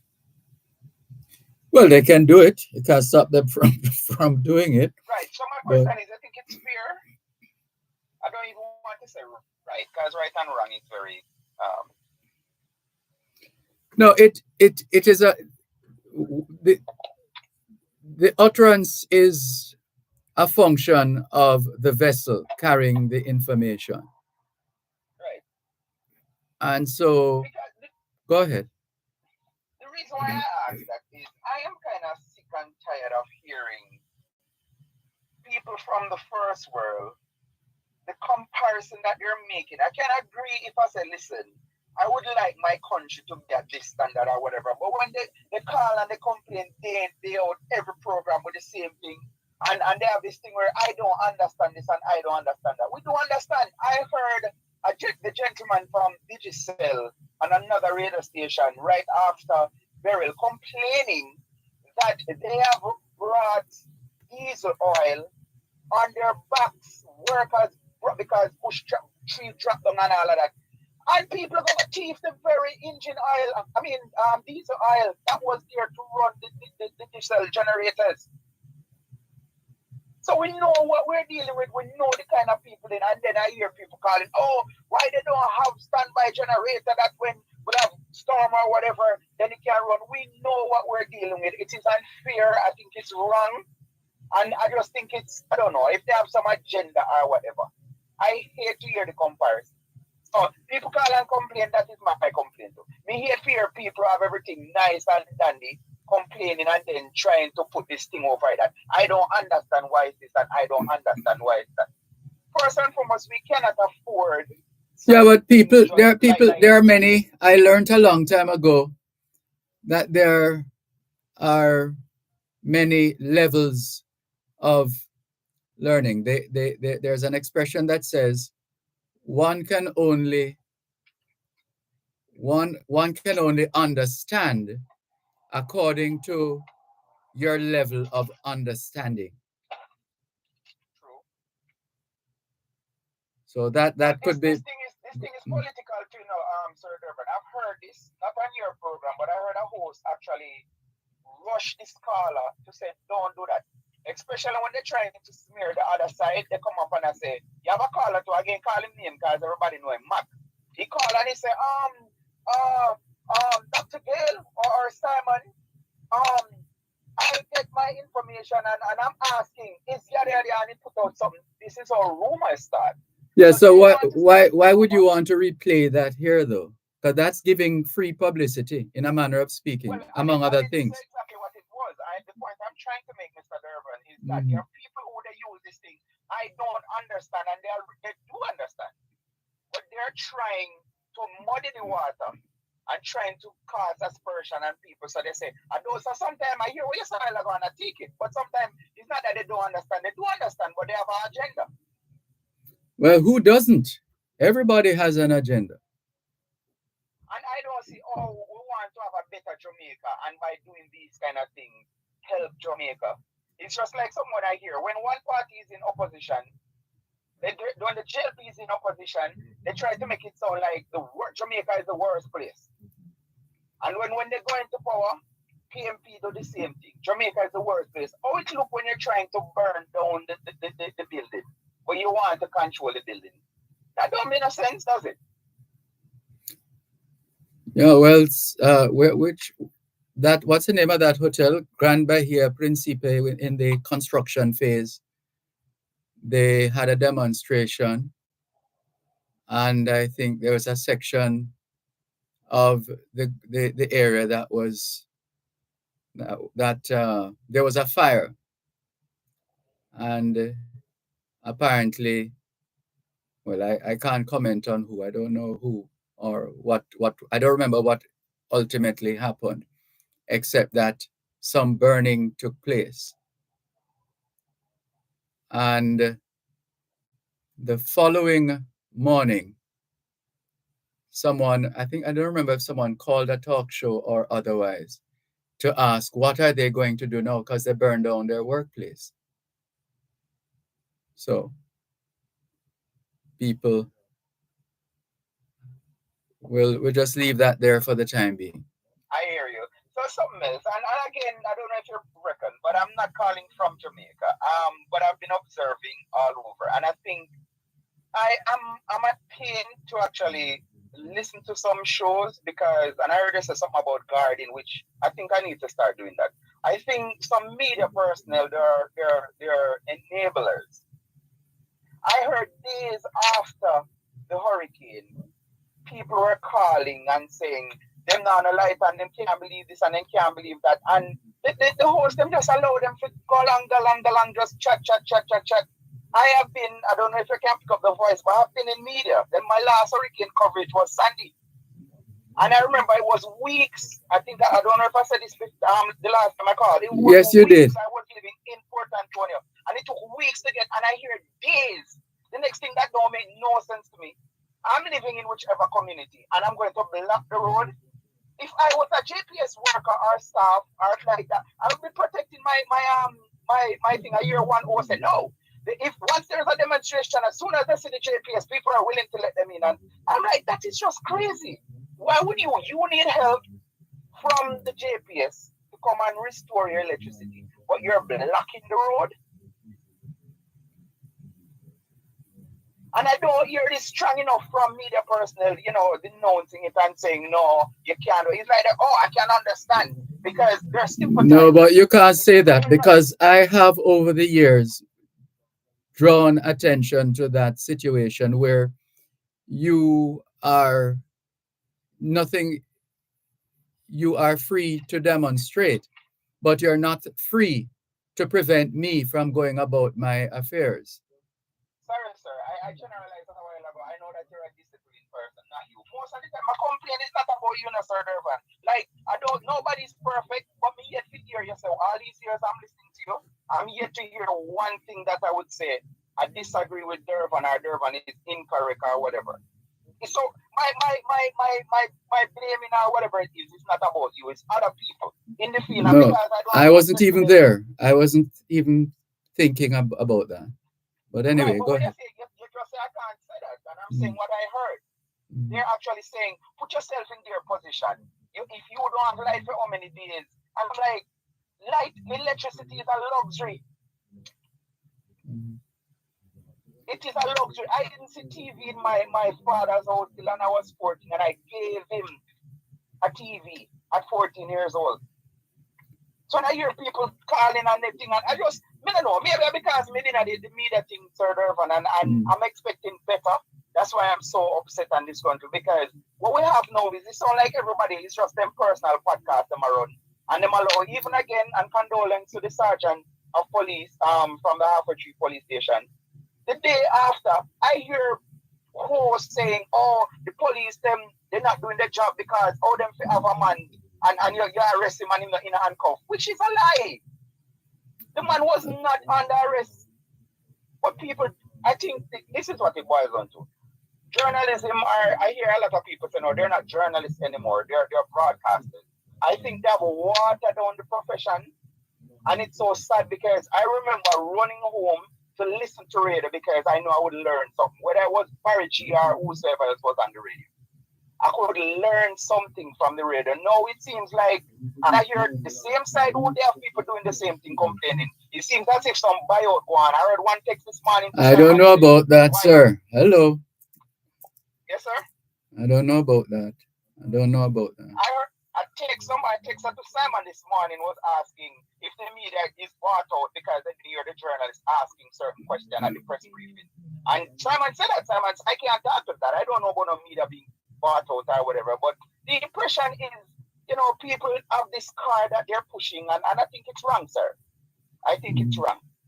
We need more professional in the business where, like we need more Dervan Malcolm, sir. You're too kind. You're way too kind. It's true. Because like I said, I've never heard a false narrative. Something else that's a pet peeve. I'm listening to some program and I hear the host. I know you don't have to read everything that comes to you.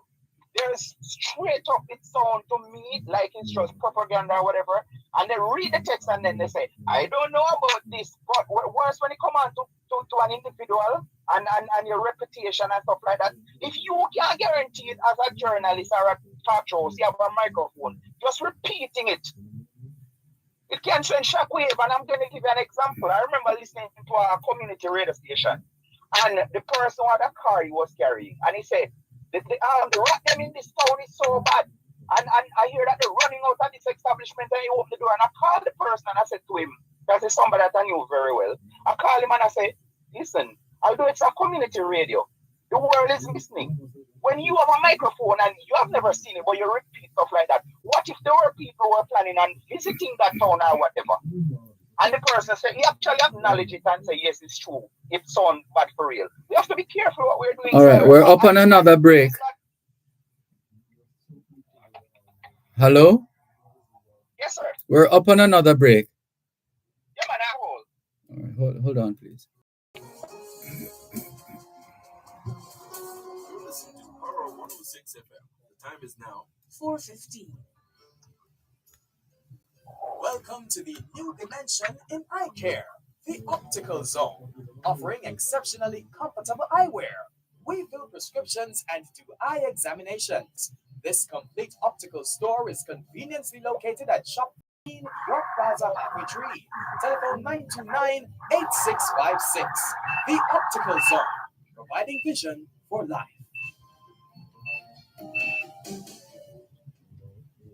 Both sides of the story. Jamaica is vulnerable to multiple hazards such as severe weather systems and earthquakes due to its geographic location. The Office of Disaster Preparedness and Emergency Management, ODPEM, has the lead role in ensuring that public awareness initiatives are developed and executed to better enable the country to prepare for, respond to, and recover from the impact of all forms of disasters. Join Power 106 FM this Friday, July 26, for an extended broadcast of both sides of the story from ODPEM's Hurricane Roof Strap program launch and exposition at the JAG Myers Mini Park in Black River, St. Elizabeth. The event is being held under the theme, Don't Fool Around, Keep Your Roof Secure, Strap Them Down. This broadcast is brought to you by the Office of Disaster Preparedness and Emergency Management, ODPEM. That's an extended broadcast of both sides of the story, beginning at 1 p.m. from ODPEM's Hurricane Roof Strap program launch and exposition at the JAG Myers Mini Park in Black River, St. Elizabeth. This Friday, July 26, right here on Power 106 FM.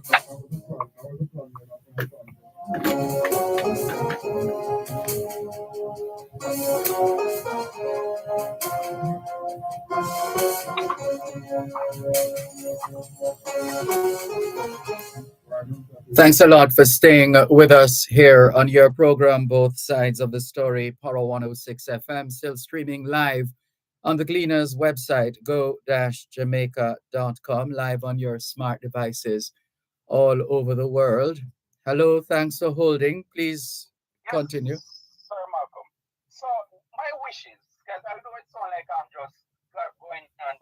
My wish is that we bring back some level of stability to the profession, to journalism. I want my son, I can tell him, tune into the radio station and learn something. I don't want it to sound like, oh, I'm just the host and I'm here and I see a text come in, or I just allow some people to call and say what they want to say because it's free to hear. No, I remember years ago there was this debate about it has always been it has always been free to air, hasn't it? Right, but they use it, even that they use loosely to say it's free to hear, so anybody can call and anybody can hear and whatever.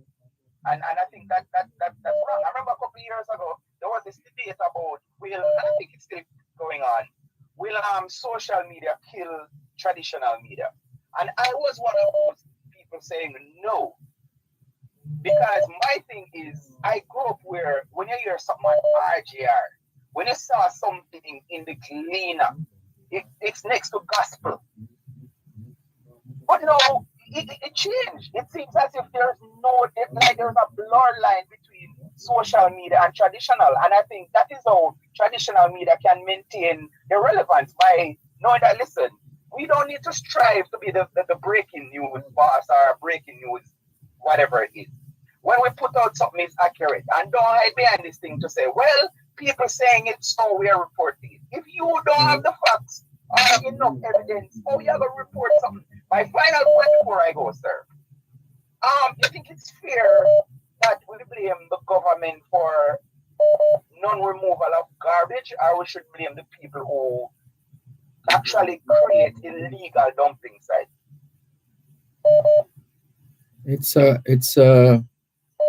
It's not either or either or one or the other. Once there is evidence that points to those breaches, then they have to be treated accordingly. You mean the breaches in the illegal dump site? Mm-hmm. But I realized this was trending maybe a year or two ago, where the government was being bashed because they didn't have enough garbage truck.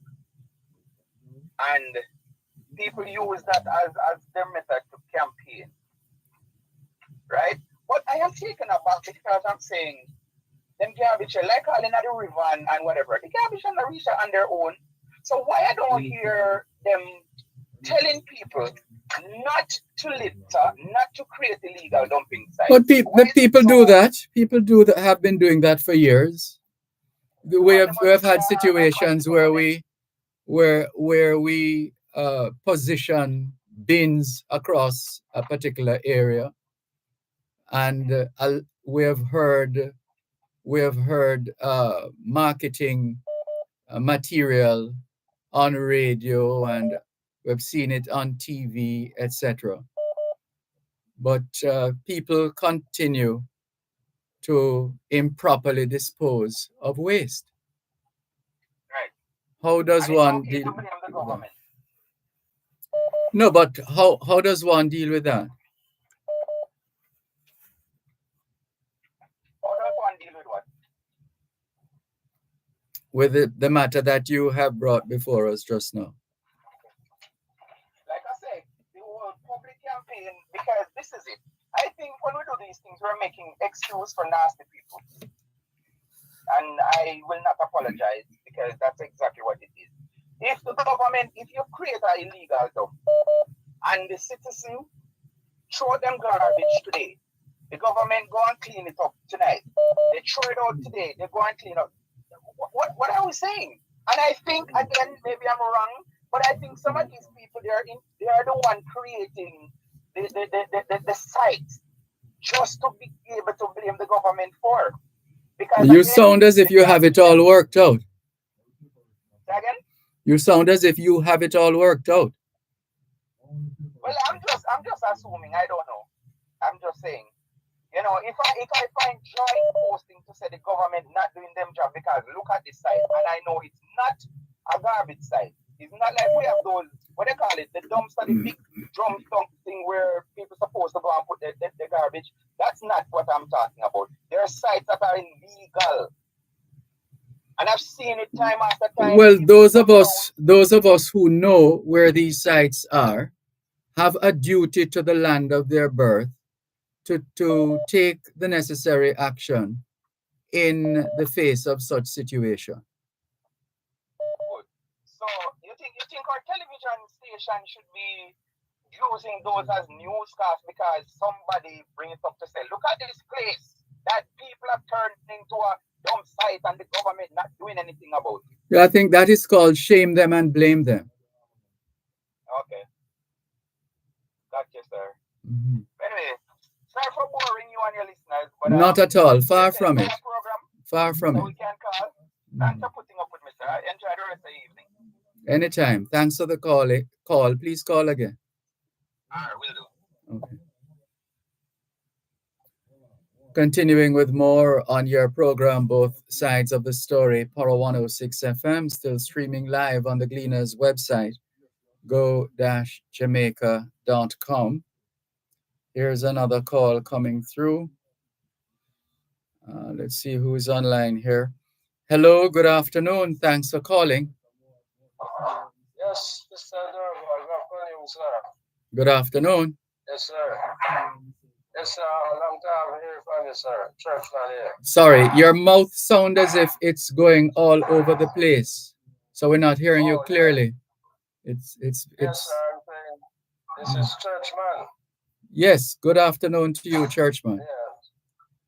Yes, sir. A long time I'm here from you. Hello? Yes, didn't we hear from you? When was it? Was it last week or the week before?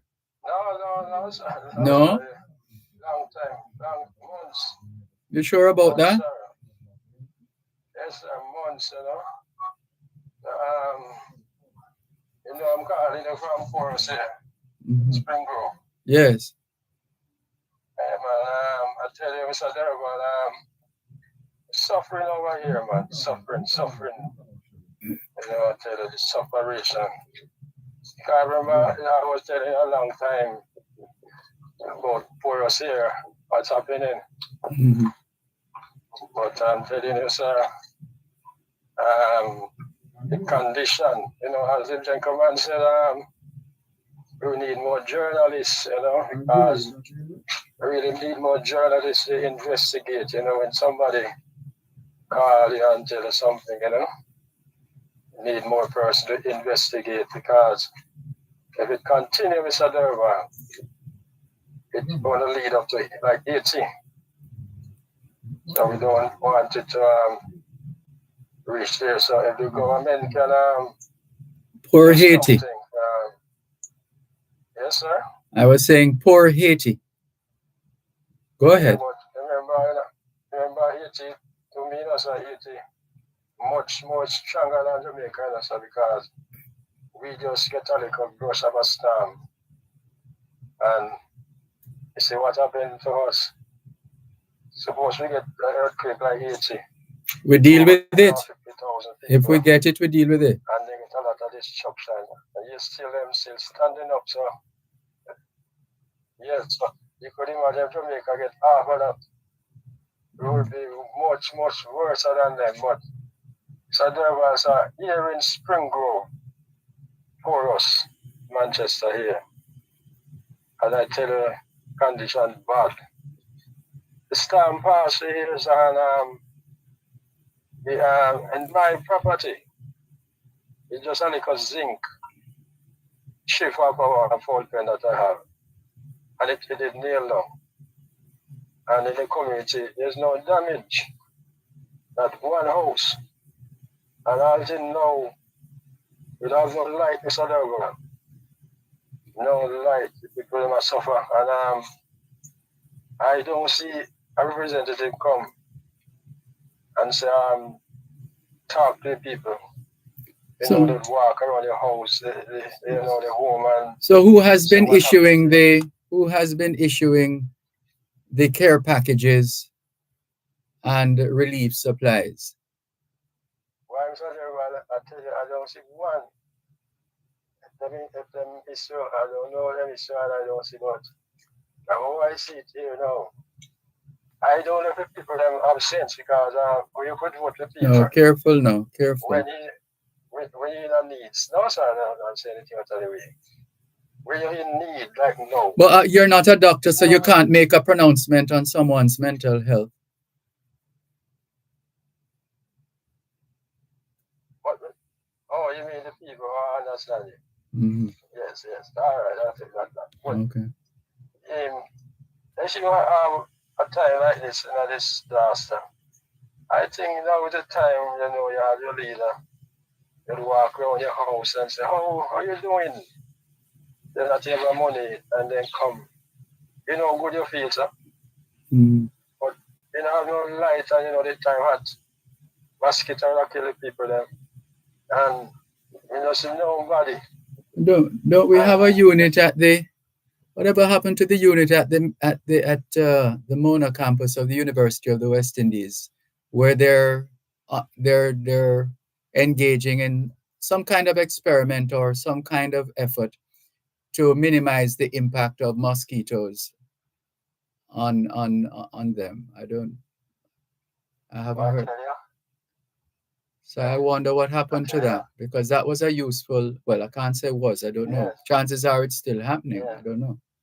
Yeah, I tell you, people I tell you something. People never get desperate because it is right here in Spring Grove. The people here, they don't have a lot of opportunity. Even though it's a rich place, because the place, if the people have said they were thinking, most of these people will be millionaire because this place in the plant orange and all them something them so it's fruitful, and the whole of people them plant a lot of trees, and all of them trees, they're dying out, and the younger people now plant any. If you plant them, they go goat and kill it off. So see a destruction will come to this place here. Because people I get a lot now and they don't have any the fruit now. It's time come and blow them off, and these people now live off the fruit. They used to them mangoes and go to Mandeville and us, and right now they don't have anything. So a thief them start to thief. I tell you, some of them have never stopped. Yes? Some of them have never stopped. They're still going. Never mind. Repeat that, Mr. Dervan. I'm saying some of them have never stopped. They're still stealing. Why? I tell you, through the darkness now. I tell you, I don't want to say much, but I know a little lady over here. Poor. I tell you, poor. Trying something, and I tell you, Mr. Dervan, and do the woman bad. Take every cent, the gentleman were crying to me that $100,000, $100. They left with her, and it's about 10 picnic man have with the lady, and them coming, and the bad man them. Careful now, there we go again. Watch the language, please.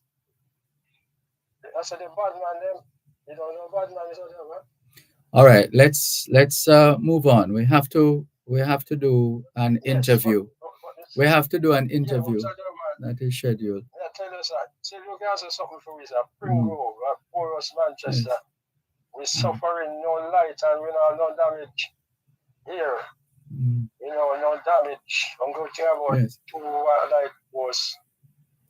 About 1 light post, I think we have light. 1 light post. And no. So we was trying to say something for Spring Grove district, sir, because okay. The separation over here. Mr. Dervan. Hello? Yes. Yes, sir? Yes. Why you don't do a little investigation in the community them, Mr. Dervan? Walk in the communities and talk with people them.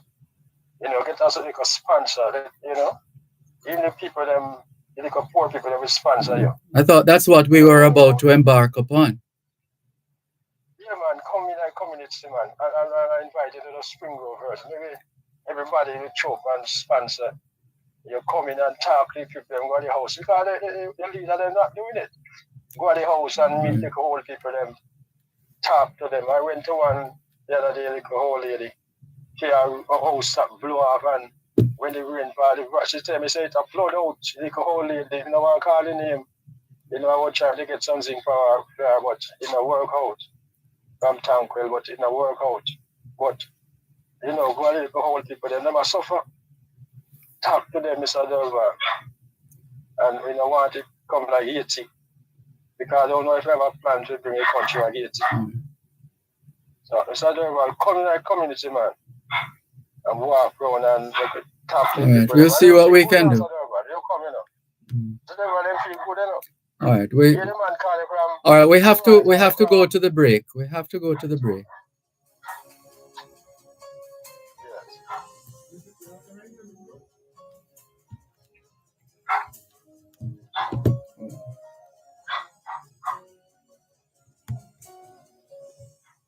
You're listening to Borough 106 FM. The time is now 27 minutes to 5 o'clock in the afternoon here at Broadcast House, 32 Lyndhurst Road, Kingston 5, St. Andrew, Jamaica. Power 106 FM, the digital sound, and now reaching you in more ways.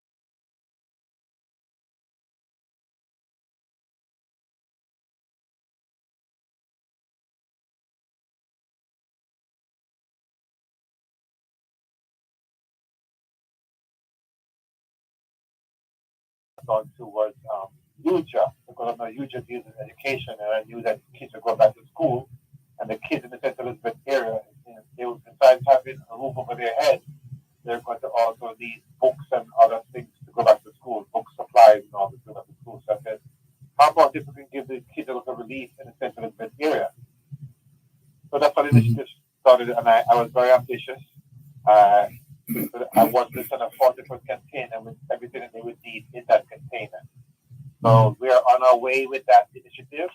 Some part of it is going very well, and then the other areas are lacking. And we had a long list of items that we needed, and we were able to source many of it. But the smaller items are what's lacking. And I know if we come together as a community, we can be able to fill this container with food and food supplies for those less fortunate in St. Elizabeth.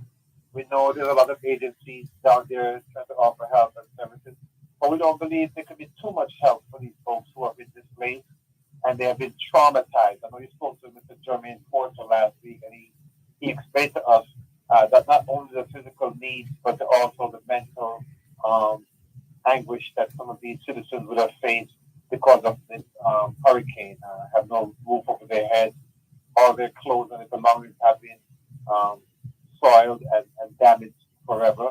There are conditions where you're going to see mold and different things come into play. You may see some mosquito-borne illnesses in a couple of weeks or months from this. The government has already started a campaign to alleviate the area of mosquitoes, but we know more is better than less. So we're on the ground here, and we have a big initiative coming this weekend to get some supplies, tin goods in particular, non-perishable items, to the folks in the area. So we have partnered with UJA, Union of Jamaican Alumni Association. They deal mostly with primary and secondary education in Jamaica. And we're also partnered with Trans-Carib Shipping in East Orange, New Jersey. And we also partner with the original dumpling shop on Baychester Avenue in the Bronx. And we're going to encourage folks to bring their food items, their non-perishable items, to the original dumpling shop, 3435 Baychester Avenue in the Bronx. And they're going to store it there, and we will transport those merchandises or those supplies to the warehouse in New Jersey and get them shipped off to Jamaica as early as Monday morning. Okay, well, clearly you have been doing more than enough, along with all those who have partnered with you. And this is, we're looking now at the outcome of the engagement and relationship and preparation and collaboration, all of that coming together now and leading to this point where we just want to encourage folks who are listening. They have their loved ones in the New York City, Connecticut, and New Jersey, Pennsylvania area. Just encourage them. We need all hands on deck. All organizations, whether it's a police organization, the ex-soldier police organization, bring your goods and your supplies to the original dumpling shop in the Bronx. They're centrally located in the New York City area in the Bronx. Bring your supplies by this Friday. After Friday, there will be no more collection of supplies to go to the St. Elizabeth area. And this is going to be delivered in Jamaica to the Santa Cruz United Church and Congregation of United Church in Jamaica and the Cayman Islands. We spoke to the Reverend Sandra Collins, and she, along with Mr. Jermaine Porter, will make sure these foods and supplies get to those who are in need. Mm-hmm.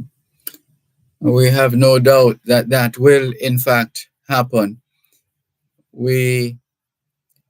Is there any more essential information that you would want to get out at this stage before we have to wrap? Dr. Dixon? I just want to encourage, folks who are out there, don't think that what you can do is too Mhm. I have the nurses at Jacoby Medical Center here in the Bronx, and they're collecting their canned goods and all those books and pencils and crayons for these kids.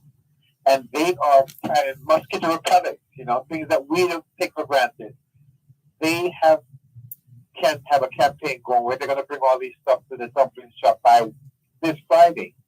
So we're encouraging everyone in the tri-state area, bring your goods. We should have a response that we don't have enough, we don't have enough hands to get these perishable, non-perishable items Mhm.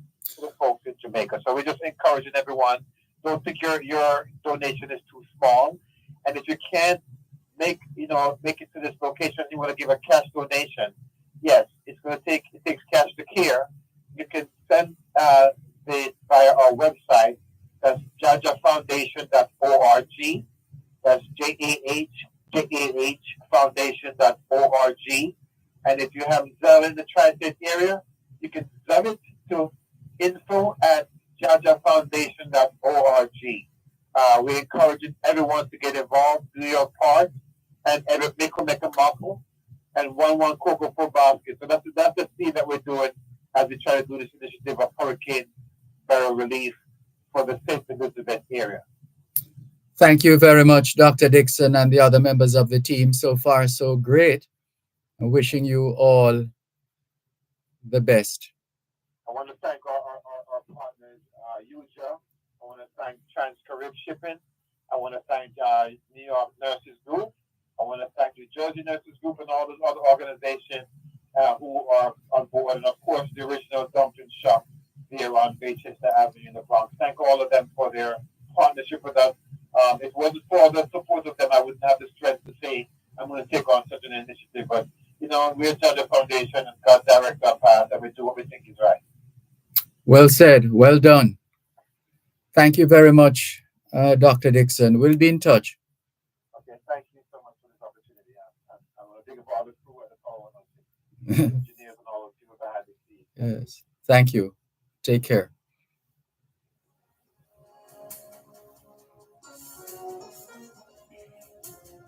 You're listening to Borough 106 FM. The time is now 13 minutes to 5 o'clock in the afternoon here at Broadcast House, 32 Lyndhurst Road, Kingston 5, St. Andrew, Jamaica. How much do you know about spices and the impact they have on your everyday life? Join us every first and third Thursday during Farm Talk with Althea McKenzie at 6:18 a.m. for Spice Up Jamaica. We'll give you tips, tidbits, and interviews about the revitalization and sustainability of the Jamaican spices, including ginger, turmeric, and pimento. That's Spice Up Jamaica every first and third Thursday at 6:18 a.m. during Farm Talk with Althea McKenzie, right here on Power 106 FM. Spice Up Jamaica is brought to you by the U.S. Department of Agriculture Food for Progress Jamaica Spices Project.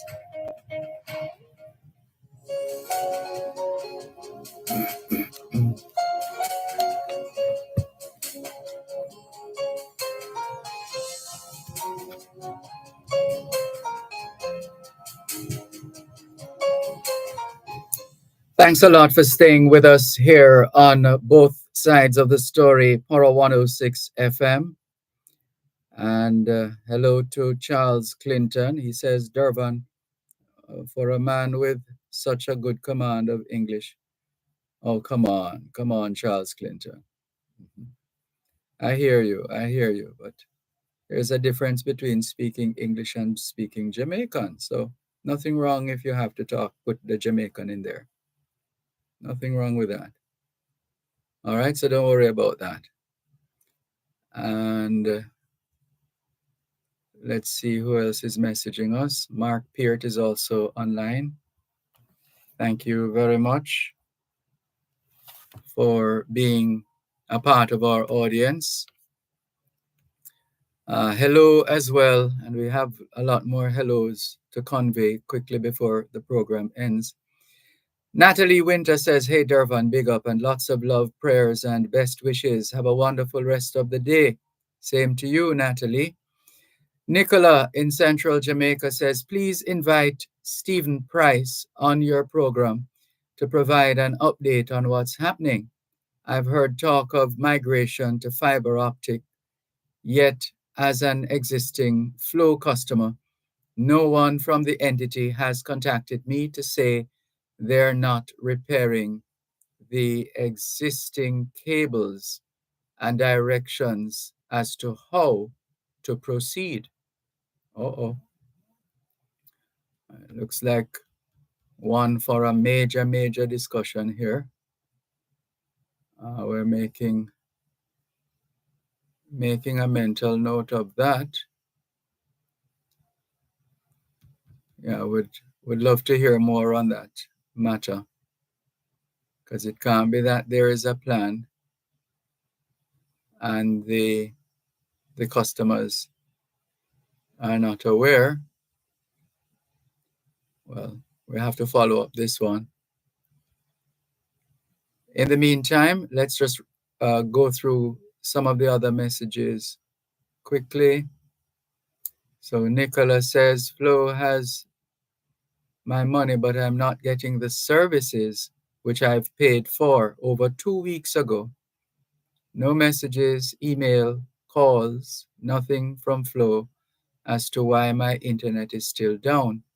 I've had to be renewing mobile data plans on Digicel network in order to stay in touch. I had no idea. Uh-oh. And Nicola says, okay, so I read that one already. Sorry to hear about your situation, Nicola, and we'll see how best we can follow up and find out exactly what's happening. Jessica, good afternoon to you. Thanks for your message. Bishop Cleary, we see you. And don't worry, we still are going to make some time to have a word with you and your curry powder that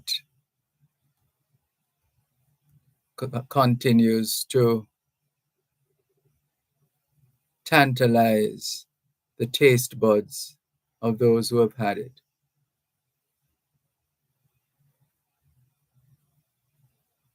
All right, so we have cleared some of the messages, and there's more as we continue here on both sides of the story, Power 106 FM. Quite a bit coming from, who is this now? Neville, otherwise known as Salah, says, where does this one start? To purchase for the people. Voice of New York, does he know the people who he saw delivering the generators?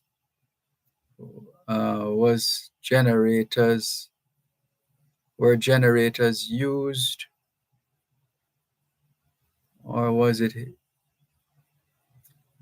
this? I'm afraid it would take a while to unravel this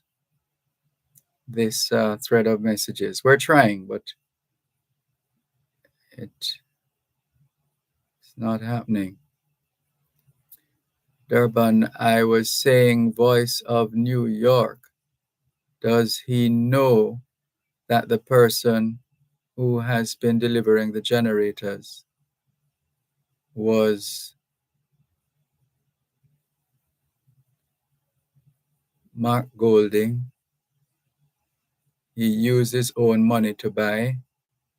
I guess you're saying buy the generator. So what's the issue?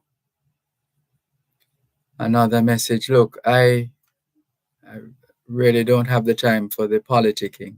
I don't have that kind of time. So, and I don't know why some people are trying to stoke a fire. It's not catching. Really don't have time for that right now. We're trying to help people who are in need.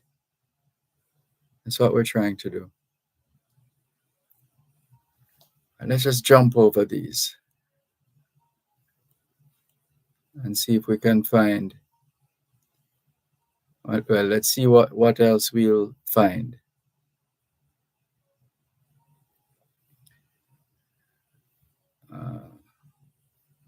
Let's see here.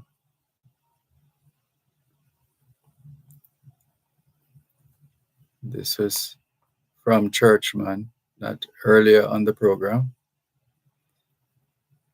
And we've made the mental note of Spring Grove District porous. We are aware. Thank you for reinforcing it. And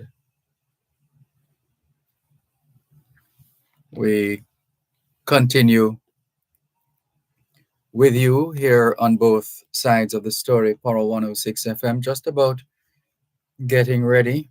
Getting ready to wrap. And we trust that all will go well in the gathering of the items and the extent to which they are distributed. So whatever we're able to do, let us do it in the name of our fellow citizens. And we trust that conditions are getting better or will get better going forward. Because different people feel the impact differently. And we have to try and minimize or maintain a low mark on the misery index. You don't want to give people more than they can manage in terms of burdening them further than they have been burdened. And some of us don't know the difference. Can we thank you once again for the privilege of serving you on yet another edition of your program, Both Sides of the Story, Poro 106 FM. Thank you very much to Davin Thomas for doing technical and production duties behind the scenes. And did I miss anybody, Davin? Davin, did I miss anybody? Okay, because I called your name. But you're okay. Okay, no problem. So thank you very much. All things being well, Both Sides of the Story returns tomorrow afternoon, 2 to 5. Till then, this is Dervan Malcolm reminding all of us that every day is an opportunity to do better than yesterday. Take care.